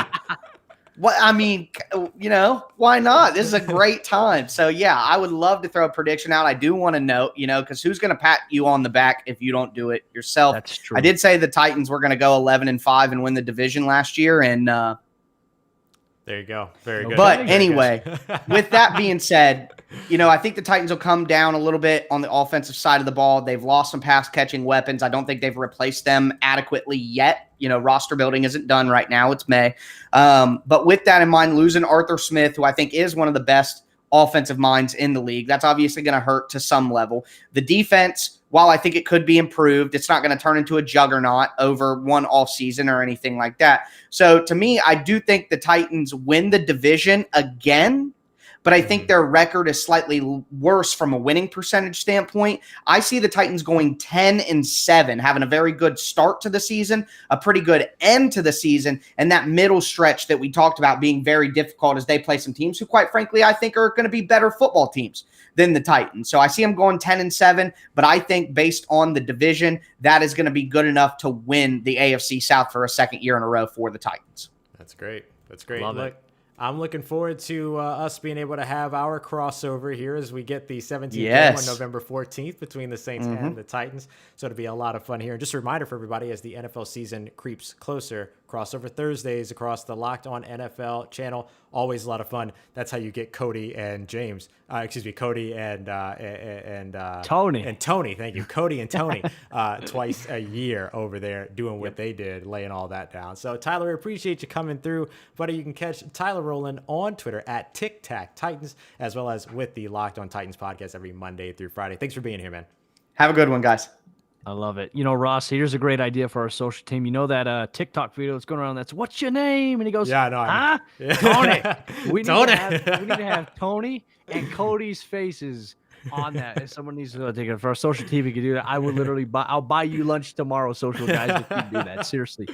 I can't stop reeling from that. I know that we got the clip on social. It's on Locked On Network if you want to go back and check out the what we're laughing about consistently. But man, I tell you what, it's been a wild schedule release outside of the leaks and all the pluggage that we've seen so far. Thank goodness nobody's in a life raft because it would have sunk in with all the leaks that we had today. But we've gotten some really good entertainment. And then the next person we're going to be bringing up too, I always love his insight. He's got the voice for it too. Our good friend Mike Debate, host of the Locked On Patriots podcast. And Mike, good evening, my friend. How are you doing? Like I said, I was looking at the Patriots schedule and tell you what, the first half is brutal if we're talking about a consistent game to game basis, and then they get 4 games in the second half of the season because they have a Week 14 bye. First off, what are your thoughts on the season ahead of the New England Patriots? Well, guys, definitely. There's a lot of intriguing games on the schedule for the Patriots. Obviously, all eyes are going to be on October 3rd. I mean, if we're being honest, this is what the Patriots fans are waiting for. This is what a lot of NFL fans are waiting for. And I think it's going to be the most highly anticipated regular season game in the NFL this year, definitely for the New England Patriots, and I think for the Tampa Bay Buccaneers as well. That's going to be an interesting one, and I'll get back to that in a minute. But there are a lot of intriguing games. Ross, we've got a crossover coming up with the New Orleans Saints, Week 3. That's going to be a big matchup. Definitely looking forward to that one coming up at Gillette. The divisional matchups for the Patriots in the AFC East are going to be tough. Each one of them are going to be difficult. The New York Jets have made improvements. The Miami Dolphins have made improvements. The Buffalo Bills are still the division champions, and right now, until you beat the man, until you beat to be the man, you got to beat the man. Excuse me, and that's exactly, I think, what the New England Patriots are facing. I still think the Buffalo Bills are the class of this division, but the Patriots have made some strides. So I look at the schedule up and down. It is a gauntlet going up until Week 14 for the bye. That's a pretty late bye for the New England Patriots. But you look at some of the games in between, and there's a lot of intriguing matchups. So a lot to look forward to. But again, all eyes on October 3rd. Absolutely. Hey, I got to ask too, you nailed the Patriots mock drafts or draft selection in our ultimate mock draft. The Patriots taking Mac Jones at 15. Do you think as you look through the schedule, there's a certain point to where we might actually see him take over the starting reins for Cam Newton? And I guess that could be Week 1 if you really want to push it. Yeah, I mean, there's always a chance that the New England Patriots may make the move to Mac this season if Cam struggles. Obviously, health is the great equalizer. You never know what's going to happen in terms of quarterback health and how they're going to feel, how they're going to do. But my gut reaction tells me that the Patriots are looking at this season having Cam Newton as their starting quarterback for the long haul. So if that's the case and they do continue to go to Cam, and Cam is definitely going to want to be starting that Week 9 contest, heading over to Carolina and starting against his former team, there's a lot that Cam wants to prove. So he's going to want to be starting that game. I still think this is going to be Cam's season for the Patriots. Give Mac the clipboard, give him a chance to learn, give him a chance to get comfortable in this offense. Everyone's thinking he's plug and play. He's automatically this guy that's going to drop right in and be the next Tom Brady or run this offense smoothly and efficiently. Not quite. Mac Jones has a lot of great qualities to succeed in a Patriots system, but he needs to learn it first. And that's something that I think the Patriots want to give him time for. I still think Cam ends up going the full gauntlet this season unless he gets injured. Well, and I think too that the Patriots have put themselves in a position, we talk about the AFC East being a competitive division. The Jets kind of on the rise with a young team there, a new head coach, a new vision. Buffalo obviously bringing a lot of those key pieces back and building on it. Miami, you don't know what you quite have yet with Tua. So it leaves, I think, the Patriots in a favorable position, especially with Cam at the helm right now, to maybe be the favorite for the second place or even to compete for the division. Where do you see the Patriots finishing inside the AFC East record-wise this upcoming season? Well, I think that double-digit victories are not necessarily a pie-in-the-sky aspiration any longer. And maybe up until about 2 or 3 weeks ago, I couldn't say that about the New England Patriots.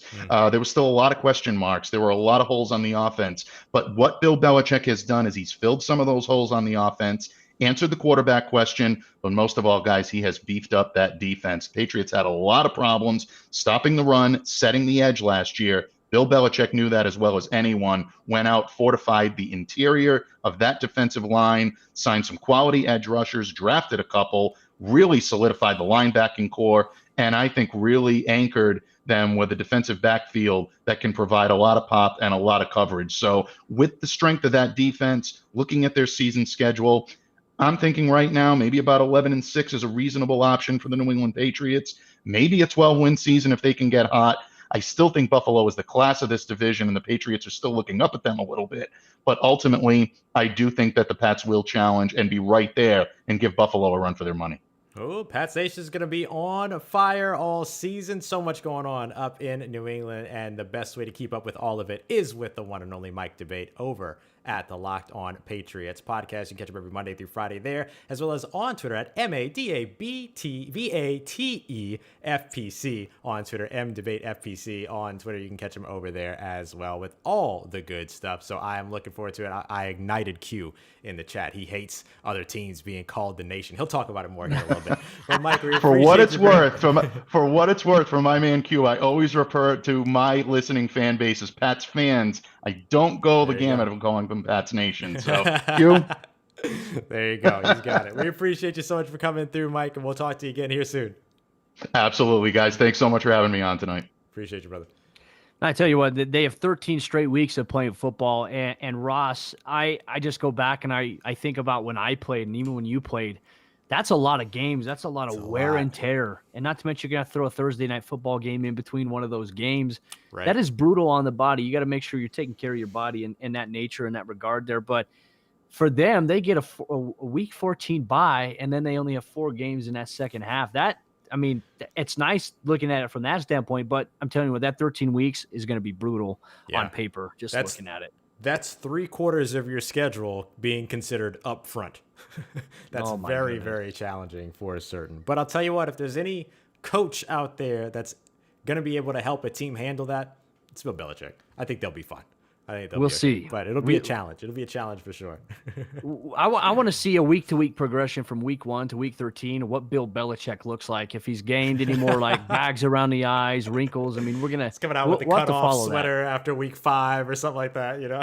You're looking like Jack Nicholson in The Departed, my friend. But oh, man, I love it. Well, let's get to we got 2 more guests here with us as we wrap up. We're into it's our Monday Night Football matchup. I know, right? We have them right here. We'll have to make sure that they get some time together. But before we do that, let's go ahead and bring in our good friend here, Kevin Ostreicher of the Locked On Ravens podcast. You can follow him on Twitter at KOstreicher34. Kevin, thank you so much for coming through, taking a break every Monday through Friday. Locked On Ravens joining us here for the show. We appreciate you being here. Yeah, absolutely, guys. Always a pleasure to be on. Kevin, the story I want to kind of start off with, too, looking at the playoffs, how we saw the Baltimore Ravens kind of fall a little bit in Buffalo. Obviously, a lot of disappointment, and I know that you were covering that game. What has changed so much from now to then? It gives you hope that maybe they could take the next step this season. Yeah, I think a lot has changed since then. Obviously, I think the big thing for Baltimore then was their offensive line. The offensive line severely struggled in Buffalo to the point where, a bad snap from Lamar Jackson's center gave Lamar Jackson a concussion. So what do? They go out and they're probably going to move their left guard and Bradley Bozeman to center who played center at Alabama, but they draft Ben Cleveland in the 3rd round of the NFL draft. He'll probably slot in there at left guard. Kevin Zeitler, free agent acquisition from the New York Giants, a steady veteran there.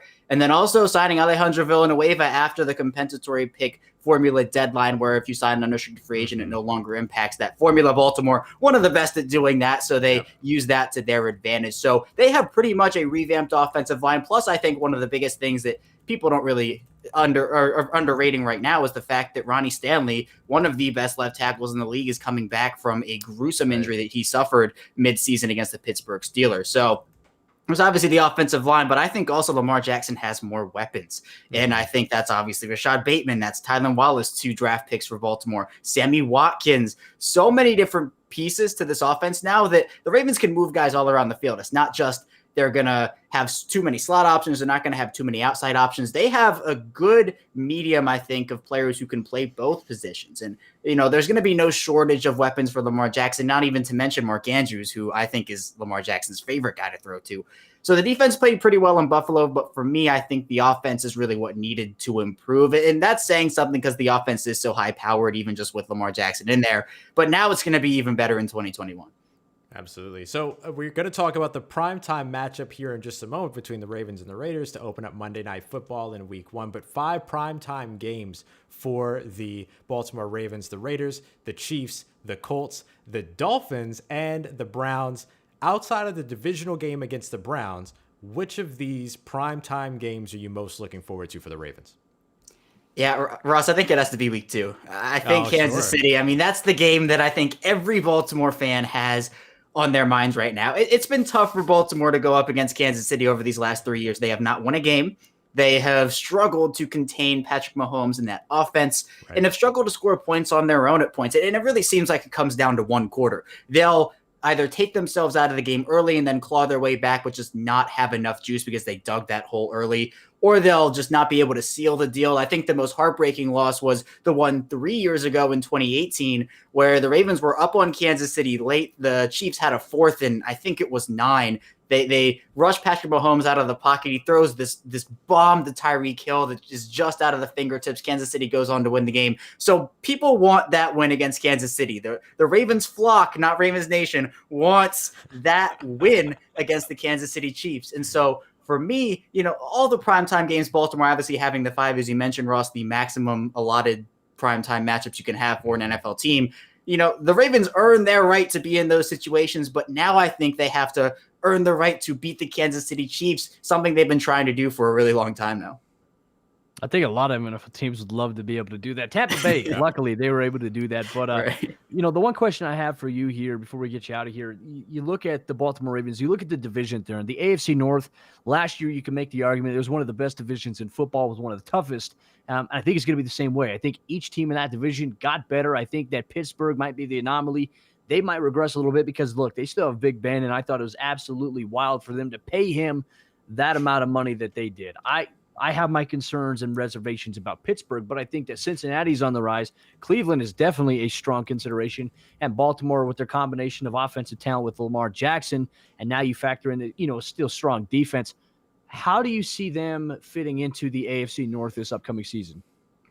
Yeah, Cody, for the Ravens, this division is going to be so good for so long. And, that is the fact that the Browns have Baker Mayfield and the Bengals have Joe Burrow and the Ravens with Lamar Jackson. And even the Steelers, who knows, obviously Ben Roethlisberger is not the long-term solution, but whatever happens there, it happens. So for Baltimore, where I see them fitting in is I think this is a 2-man race in the AFC North between the Browns and the Ravens. That no slight to Pittsburgh, no slight to Cincinnati, but the Browns, people will say, oh, they're the Browns, they're not going to do anything. No, the Browns are real, and I've been saying that since last year. They have such a well-rounded roster. They match up well with Baltimore, and Baltimore matches up with them. I think we saw that Week 14 game last year that was, I think, one of the classic games of the 2020 season. The game where Lamar Jackson leaves the game with the cramps. So with the Ravens, this is going to be a 2-man race. I can't really put a finger on who's going to win it right now. In terms of people have been talking about record predictions throughout this whole show. So I'll throw my ring into the hat there, or my hat into the ring there as well. I think this is a 13-4, 14-3 team. Now, I put on Twitter that the Ravens have the ability to go 17-0, and I mean, technically they do. That's not a false statement. I think every team has that ability. Right, exactly. But the way the Ravens schedule is, I mean, the toughest stretch for this team, they're playing 5 of their last 7 games against division opponents. They only have 1 game against a division opponent before week 12, and then they have to also play the Green Bay Packers and Los Angeles Rams in that stretch. So the AFC North is probably not going to be decided until, the clock hits 0 in week 18 when they play the Steelers at home. So this division, I think the Ravens fit in probably is the winner or the second place team in the division, which is right around where they've been finishing over the last couple of seasons. I love it.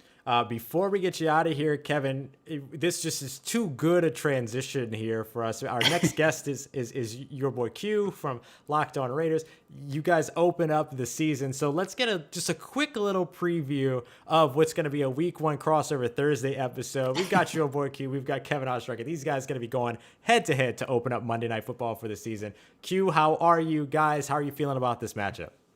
I'm doing great, man. I'm glad to be a part of this excellent show that you guys are putting on, and I thank you for allowing me to be a part of it, like I said. And I'm fired up, man. This is a great day for everyone that's an NFL fan, just to be able to look at the schedule and anticipate what their teams possibly can do, even though, we got a long way away before we see the action. And who doesn't want to start the season off Monday Night Football? I'm actually surprised that, Monday Night Football in Las Vegas wasn't the star attraction for the primetime game. But I guess when you're a Baltimore Raven, you've been there, done that. You ain't worried about it, But I'll tell you, I'm so fired up, man. The Raiders didn't have any fans in the stands in 2020, right? They got this brand new stadium. It's Las Vegas, Nevada. The lights don't get any brighter than that.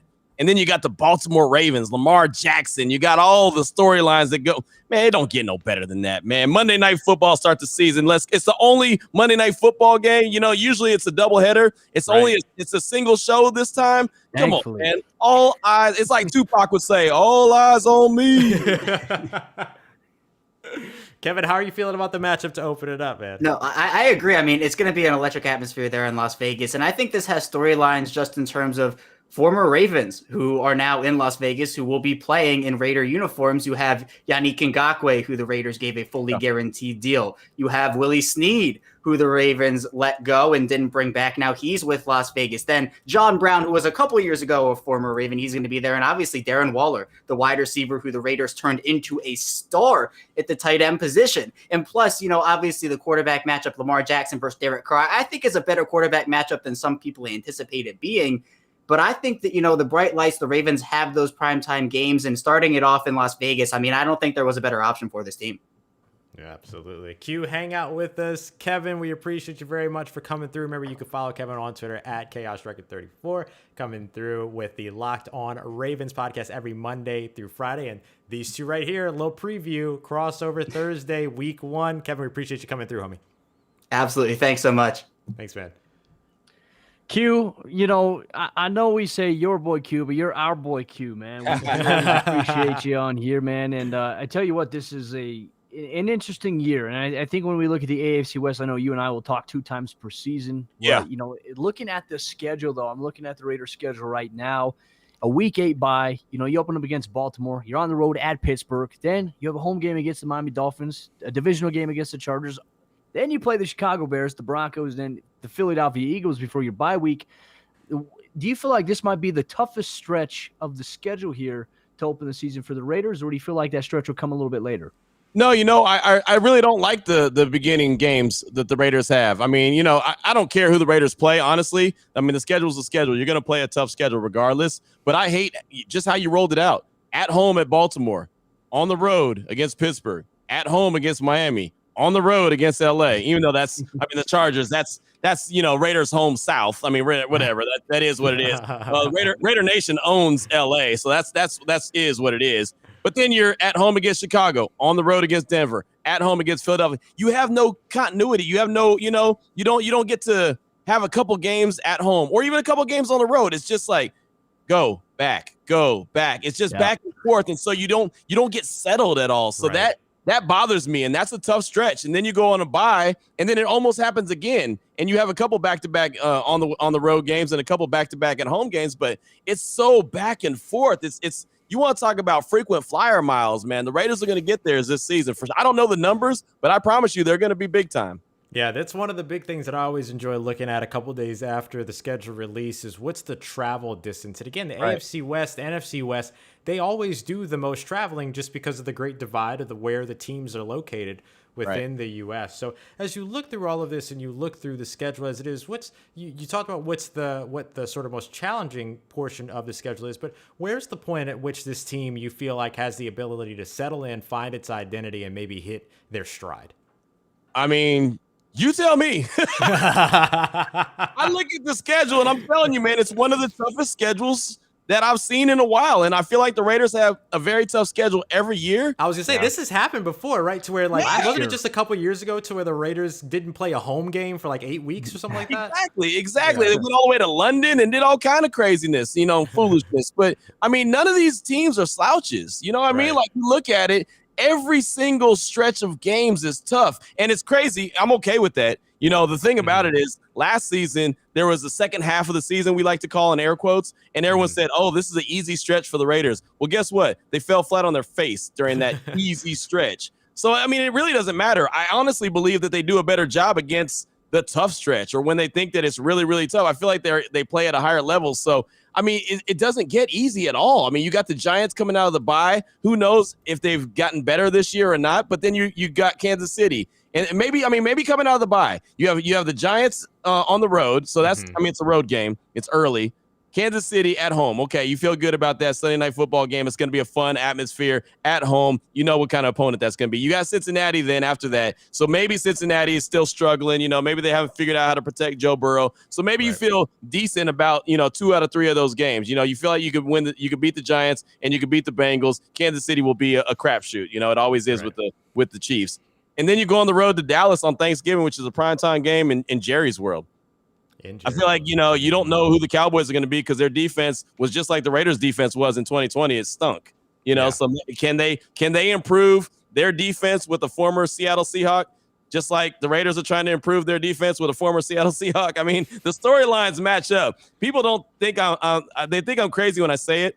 The Cowboys and the Raiders are so similar. It's almost scary. It really is. It's almost scary. Ooh, I think you make a really interesting point, and I do agree with Ross. I mean, I've looked at the schedule the last couple of years. The strength of schedule for the Raiders has always been top of the league. They've always had one of the hardest schedules, top 5 hardest schedules. If I'm not mistaken, I believe they have the first or the third toughest schedule this upcoming season. So, obviously a lot on paper. A lot of that's based on last year. But there's been a lot of talk about this Raiders team this offseason. John Gruden, Mike Mayock. Is there a sort of disconnect between the two of them? Now, I think you've got a pretty good pulse on the situation. Where do you feel like the Raiders are sitting right now in the AFC West in comparison to a team like Denver that got better, Kansas City who added some talent, and the Chargers who also got better, and the Raiders themselves got better? But how's it all going to balance out? Oh, I mean, I think the Chiefs are obviously the cream of the crop when it comes to the AFC West. I mean, they're going to be the top dog until they're not the top dog anymore. And I think really it's hey, everyone battle it out until it's proven after that. I mean, you have the Chargers, and that their quarterback is solid, and Justin Herbert. See what he does in year 2. Denver, are they going to make a move for Aaron Rodgers, or are they going to stick with Drew Lock and Teddy Bridgewater? Neither one of those cats scare me. Neither one of those cats worry me, and that's not trying to be disrespectful. I just think they are who they are, and then you obviously you have who else is in the division? I mean, I guess the Raiders. Herbie's fully loaded. Yeah, exactly. I mean, and I feel like that they've gotten better, and I think that Gus Bradley's going to help out with the defense, and that's the biggest key for me. If the defense can be a better unit than they've been the past couple years, and it's sad that we're singing the same song. Well, if only the defense gets a little bit better. Well, it's almost like the Cowboys when they said, well, if Sean Lee's healthy this year, well, he was never healthy. Right. So can the Raiders defense be a step better than they were? They were 25th ranked overall last year. Can they get into the top 20? Can they be 18, 17, 16? If they can, they have a fighting chance, but you can't give up 30 points a game and think you're going to win 10 or 11 games. You're just not. Yeah, absolutely. Q, we appreciate you coming through. Listen to this resume. Monday through Friday, locked on Raiders. Monday through Friday, locked on bets. Fridays with Christopher Carter, locked on NFL. Nobody does it like our boy Q. You can follow him on Twitter as well at your boy Q254. Q, we appreciate you coming through, homie. Hey, man, thank you so much. I appreciate you guys. Keep doing what you do. Hey, appreciate you, brother. Q's our boy, man. I love Q. Like when I get to do a crossover with Q, I'm like, I always circle, like, when am I doing a crossover with Q? It's always my favorite time of the year. Q is a great professional, and he knows what he's talking about with his team. And I know that he makes Raiders Nation proud. So Raiders Nation, very proud over there. Yes. No doubt about Which, it. I mean, if Chris Carter joined today, we could literally throw him and Q into the queue here on the show and have them debate it once again. Yeah, we can just turn our cameras off and then just let them go at it. Absolutely go at it. All right, we're going to go to our final guest today before we talk about the Broncos and Saints schedule. Let's get our guy in from the NFC West to wrap us up, our good friend Corbin Smith of the Locked On Seahawks podcast. You can follow him on Twitter at Corbin Smith NFL. Corbin, thanks so much for taking the time to join us, man. We appreciate you being here. Absolutely, man. One of my favorite days of the year. Yeah, this is like somebody came on, our first guest, that said immediately, it's like Christmas morning. Yeah, that's the perfect way to sum it up. I mean, I've seen some other reporters like, well, why are people trying to leak the schedule or trying to figure things? Why not? It's like the kid trying to sneak back and figure out where their parents put their gifts at, and instead of going under the tree. Sorry if you still believe in Santa. I just ruined Who's it for you. 1,000% still real. He means his parents and Santa Claus, of course. I love it. Corbin, hey, start things off here. The Seattle Seahawks, obviously leading into the offseason, there was some talk about Russell Wilson. Is he unhappy? Is he going to return? Things seem to have mellowed out in Seattle regarding that. But I think that the opening start to their schedule, I think, is really tough. The Indianapolis Colts, Tennessee Titans, the Vikings, the 49ers, the Rams, the Steelers, the Saints, and then you have the Jaguars before a Week 9 bye. I mean, for the Seahawks with where they're at, how do you envision them kind of starting off the first half of the season?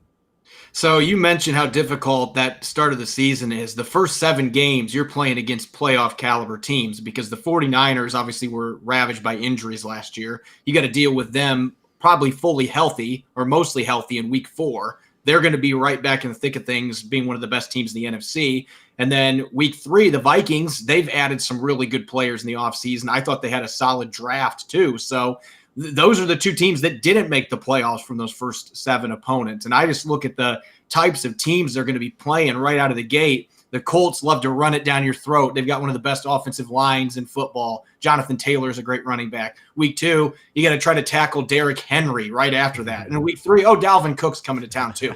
So, yeah, it's becoming more of a pass-oriented game, but the Seahawks better bring their hard hat, stopping the run, or those first few weeks, they're going to have a chance to get ran out of the building because those 3 teams are really physical up front. So I'm curious how losing Jaron Reed impacts their defensive line going against teams like that early in the season. Is Al Woods going to be able to fill that gap? And then the good news later on in the schedule, when they get to weeks 5, 6, and 7, 2 of those 3 primetime games are at home, and they have been dominant in primetime throughout the Pete Carroll era. So that does play into their favor that they have 2 of those 3 games at home, and all 3 of those games back-to-back weeks, they get to play under the lights. And so that's the positive of it, but there's no way you can sugarcoat it. I mean, the first 7 games, they could easily go 3-4, or even 2-5 if things don't go well. And then we might start hearing the Russell Wilson rumors again at that point. If they're not winning games, that would be my big concern if I'm the front office.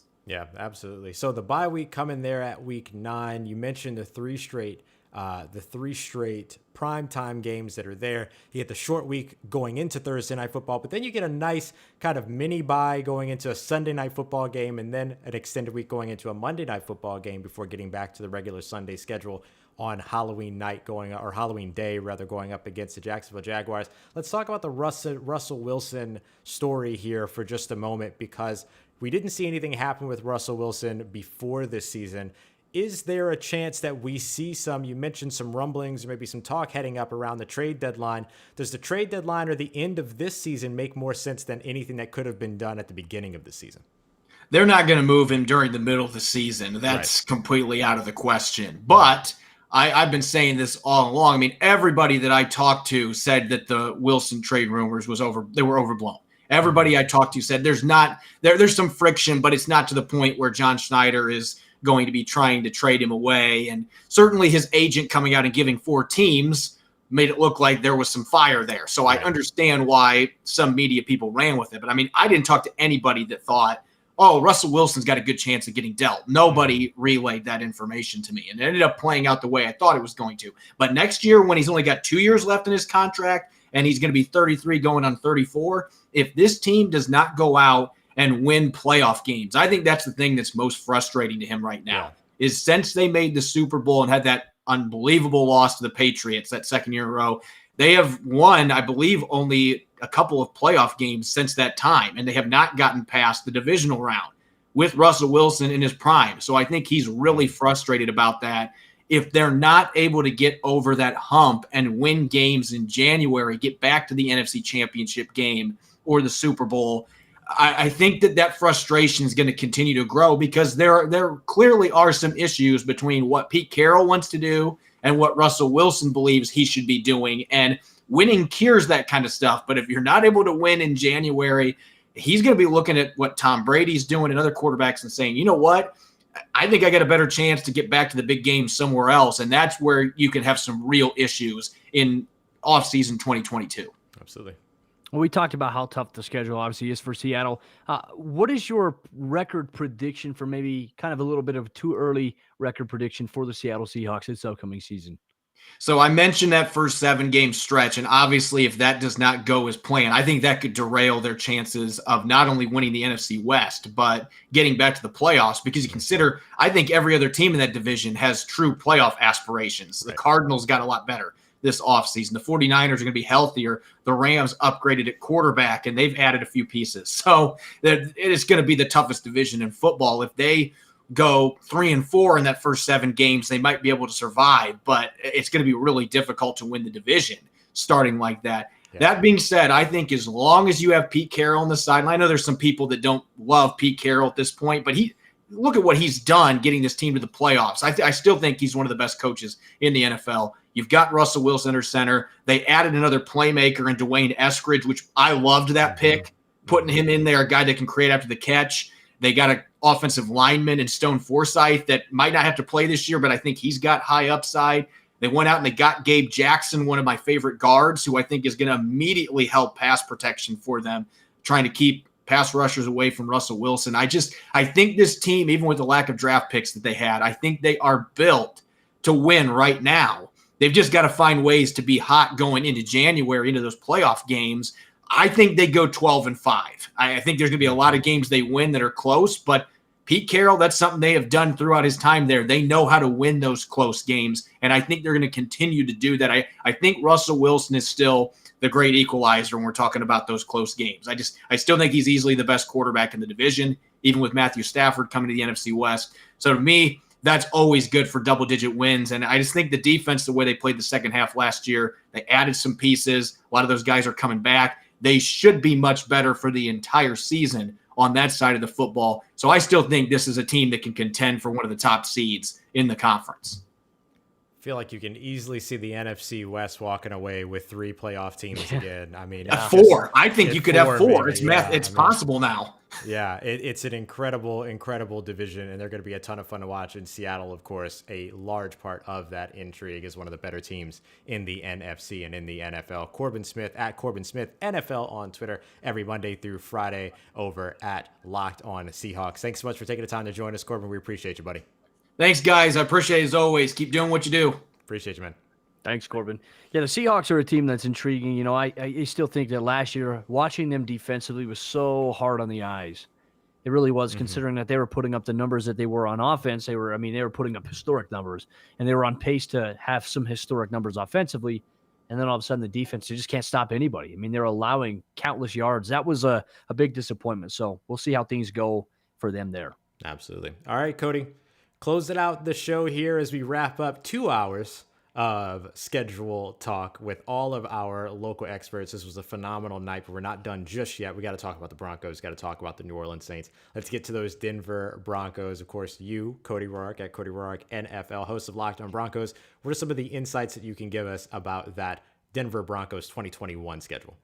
Well, I think in the past couple of seasons for Vic Fangio, the Broncos, they faced a schedule that was really tough to start. I think Denver has a chance to have a favorable start this upcoming season. On the road, week 1 against the New York Giants. I know Patricia thinks that's going to be an easy W. We'll have to put a wager on that. I think that Denver it kind of outmatches them defensively. I think that Denver has all the weapons, all the tools to really cause a lot of havoc for the Giants, especially for Daniel Jones. They can match up well with the receiving talent that they have. Then week 2, they travel to take on a rookie quarterback in Trevor Lawrence and the Jacksonville Jaguars, who are a team that, is trying to figure out who they're going to be. And then they come back and they host the New York Jets in week 3. Zach Wilson, another rookie quarterback. And Vic Fangio, he has a really damn good record against rookie QBs. And so I'm looking forward to that. But I feel like the toughest stretch of the schedule for the Broncos would be probably that week 4 matchup where they host Baltimore. Then they travel to Pittsburgh. Then they host the Raiders. They're on the road Thursday Night Football at the Dog Pound in Cleveland, which is going to be very tough. Then they come back and they host Washington on Halloween, and I can already see the Fox visual popping up right now of Chase Young wearing the Predator mask. I can already see that. It's coming. Just watch. You heard it here first. And then they're on the road at Dallas, and then they come back. They host Philadelphia before the bye week in week number 11. That week 4 to week 10 stretch, I think, is going to be very tough for them. It's going to be the defining stretch of the season. And what's even more intriguing is in the second half, after the bye week, hosting the Chargers at Kansas City. Then you have 2 home games in a row. Detroit, Cincinnati come to town. But then you close out the final 3 games of the season as divisional play, which is huge when we talk about tiebreakers, head-to-head matchups at Vegas, at the Chargers. And then you close out week 18 against the Kansas City Chiefs. And who knows? I mean, right now we're talking about the Broncos right now with Drew Lock, Teddy Bridgewater. Right. Now, in my opinion, if the Broncos somehow get Aaron Rodgers, I don't even want to think about what that would look like. I think it propels the Broncos astronomically in terms of that. And so for me, I still think even with regardless of Drew Lock or Teddy Bridgewater, if Drew Lock can play better, which I think he can and he will this upcoming season, or if it's Teddy, I think that he's going to be in a better system and a scenario for his point of his career with the talent around him. I think Denver has a chance to win 11 games this year. And I know it may sound crazy considering that they've been a laughingstock the last 5 years. Denver has the talent to do that. Now it's just about a question of turning some of those games last year where you lose by 3 to 6 points, turning those into W's. And that's really what we're talking about here. I think Denver gets over that hump this year. Absolutely. And look, you got to remember too, wherever Aaron Rodgers goes, he's likely to recruit and bring people with him. So we'll see. I mean, that could pay dividends for a team like the Denver Broncos for sure, who I think are going to be one of the more intriguing teams in the NFL. I said it last year too. I think that this Denver Broncos team is pieces away. That defense is incredible. They've done such a good work over on the secondary, maintaining a guy, maintaining their safeties, maintaining or bringing in and revamping those corners, bringing in a guy like Patrick Surtain. I mean, they've done some really, really good work over on the defensive side. So if you're a defense wins football kind of guy, Denver Broncos might be the team to watch this year. And then if Aaron Rodgers comes to town, you're going to have maybe one of the best offenses and one of the best defenses in the league, which would be a perfect formula. But then again, we don't live in a perfect world. So I'm not even at the point I'm telling I'm doing on the show. I'm not even talking about if Aaron Rodgers is going to be the quarterback for the Broncos. Right now my focus is Drew Lock, Teddy Bridgewater until something happens. But absolutely, it's going to be intriguing. Now, Ross, I want to flip things to you now. The New Orleans Saints schedule, the post-Drew Brees era begins. Yeah. And man, I look at the schedule; it's kind of tough. What are your thoughts on maybe how the Saints might fare this upcoming season? Yeah, well, they definitely get started right out of the gate with a big one, hosting the potentially Aaron Rodgers-less Green Bay Packers, or a very angry Aaron Rodgers with the Green Bay Packers, which could be very bad news for a New Orleans Saints defense that's having to make adjustments at all 3 levels of their team: defensive line, linebacker, and in the secondary. So we'll see exactly how it works out, but that is a big time just jolt out of the starting gate for them to have that afternoon game on Fox to open up the season up against the Green Bay Packers. Then things kind of lightened up a little bit, quote unquote, right? We don't know what these teams look like yet in 2021, but they get a little bit of a different stretch here going up against the Panthers. They get the Patriots, who might still be feeling things out that early in the season,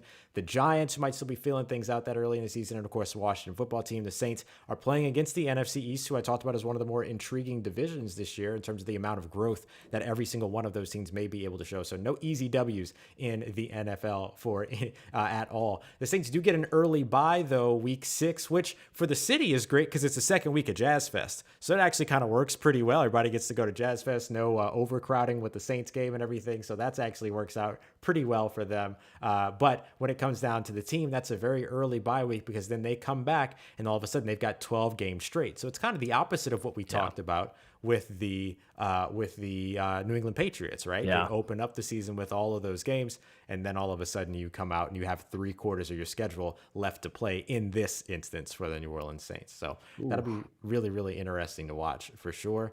Then they do this interesting thing. They go sort of through pairs for the rest of the schedule. They travel off of the bye to take on the Seattle Seahawks at home, at home for Seattle, on the road for the New Orleans Saints. And as Corbin Smith of Locked On Seahawks just mentioned, that's a tough environment to go and play in, particularly Monday night, and the first Monday night game for a team that's getting all of their fans back, right, to be a part of the stadium there. The mayor in New Orleans, Mayor Cantrell, did mention today on local news that the Saints would also be welcoming back all of their fans, or expected to welcome back all their fans, in the yet to be renamed blank Superdome, recently purchased by Caesars.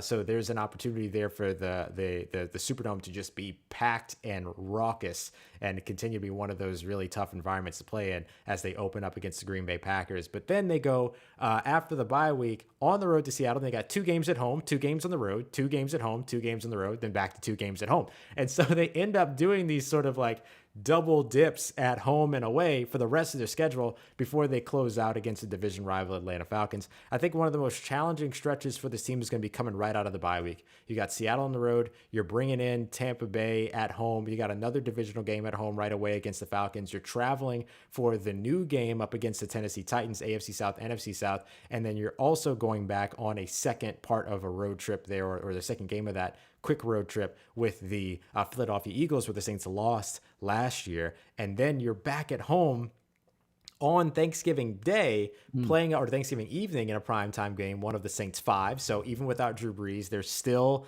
a wanted commodity here. But they'll be hosting the Buffalo Bills, Josh Allen at home, and then they have another Thursday night game right after that with the Dallas Cowboys. Then they get a little bit of rest before they travel to take on the New York Jets. But I think that's going to be your toughest stretches coming right out of the bye week there. You look at this team, no Drew Brees. Is it going to be Jameis Winston? Is it going to be Taysom Hill? I still maintain that it's going to be Jameis Winston as the starting quarterback for the New Orleans Saints, and he'll get to open up against the Green Bay Packers and then face his former team, the Tampa Bay Buccaneers, on Halloween night. I mean, the storylines are plentiful here for this team for sure. So I'm looking forward to the season for them. I do think they get to double-digit wins. I think they are capable of it. That's going to be interesting to see, especially that Halloween matchup. I wonder how many fans in the stands are going to be wearing crab suits. I can tell you this, the storylines that are right in this NFL season are going to be fun. But no, the Saints are a team I really have my eye on this upcoming season, Ross, because I think that as every team that loses a Hall of Fame quarterback, you want to see what they're going to be able to go through. Are they going to respond better? You know, the Broncos have been trying to figure that out for the past 5 years, and they haven't been able to do it. Are the Saints in a better position? I'm keeping my eye on that too, because Jameis Winston, he's been working with Jay Glazer. He's been getting that core right. That box on, like you see what I'm saying? The right off-season workouts rather than these crazy ones where he almost gave himself a concussion with some of these punching bags that they're swinging at him. So I'm glad that he's actually got a real legit trainer at this point in time. But Ross, what a crazy, fun-filled schedule release evening. Our local experts coming in on some of the biggest storylines of the 2021 NFL season for their teams. Some bold predictions and some awesome blunders along the way. Cody Davis and Tony Wiggins taking the show away. The highlight of the night, in my opinion. And you can catch some of the biggest recap from some of the key topics we talked about on the Locked On Network Twitter handle. Blue check mark, by the way. That's and also right. My man, Blue Check Ross. He's out here. We are. And of course, we'll also have all of our local experts covering their teams via our Locked On Now initiative, which you can follow and catch over at, like Cody mentioned, at Locked On Network, But also, we're going to have full YouTube videos and everything over at Locked On NFL, where you can also catch Cody and I every Monday through Friday. Locked On Broncos, Locked On Saints, now with video experiences there as well. So you can find both of those over on YouTube, as well as a few of our other shows as well, including Locked On Cowboys of the NFL. You look at Locked On Big Ten, Locked On Buckeyes over in college, as well as several NBA and MLB shows as well. But it was an absolute blast being here with my good friend Cody Roark. We'll be back at it live again Sunday morning, ready to recap some more of the biggest stories as we come through, hearing from more of our local experts. It's such an incredible thing that we get an opportunity to do. We're forever grateful for it. We're forever grateful for all of you who were able to tune in and stick around with us or come in and out throughout our big 2-hour special here, looking at the schedule release. So once again, for Cody Roark, I'm Ross Jackson. You can follow Cody Roark on Twitter at Cody Roark NFL. Catch him every Monday through Friday over at Locked On Broncos. You can follow me on Twitter at Ross Jackson Nola every Monday through Friday over at Locked On Saints, and every Tuesday with Luke Braun, host of Locked On Vikings over at Locked On NFL. We appreciate you very much for being here. Cody, let's take it home. Man, I don't even know how to top that, Ross, but a great evening filled with laughs and a lot of good football analysis. We keep it all football talk, no fluff here. Locked On NFL schedule release special. I'm Cody Roark. We'll see you next time for Locked On NFL Sunday this upcoming Sunday. Can't wait. I mean, it's gonna be crazy, Ross. I might even wear a suit. Let's be fancy. Let's wear our Sunday best for Locked On NFL Sunday. Boom. It's gonna be a ton of fun. We appreciate y'all. Locked On Podcast Network, your team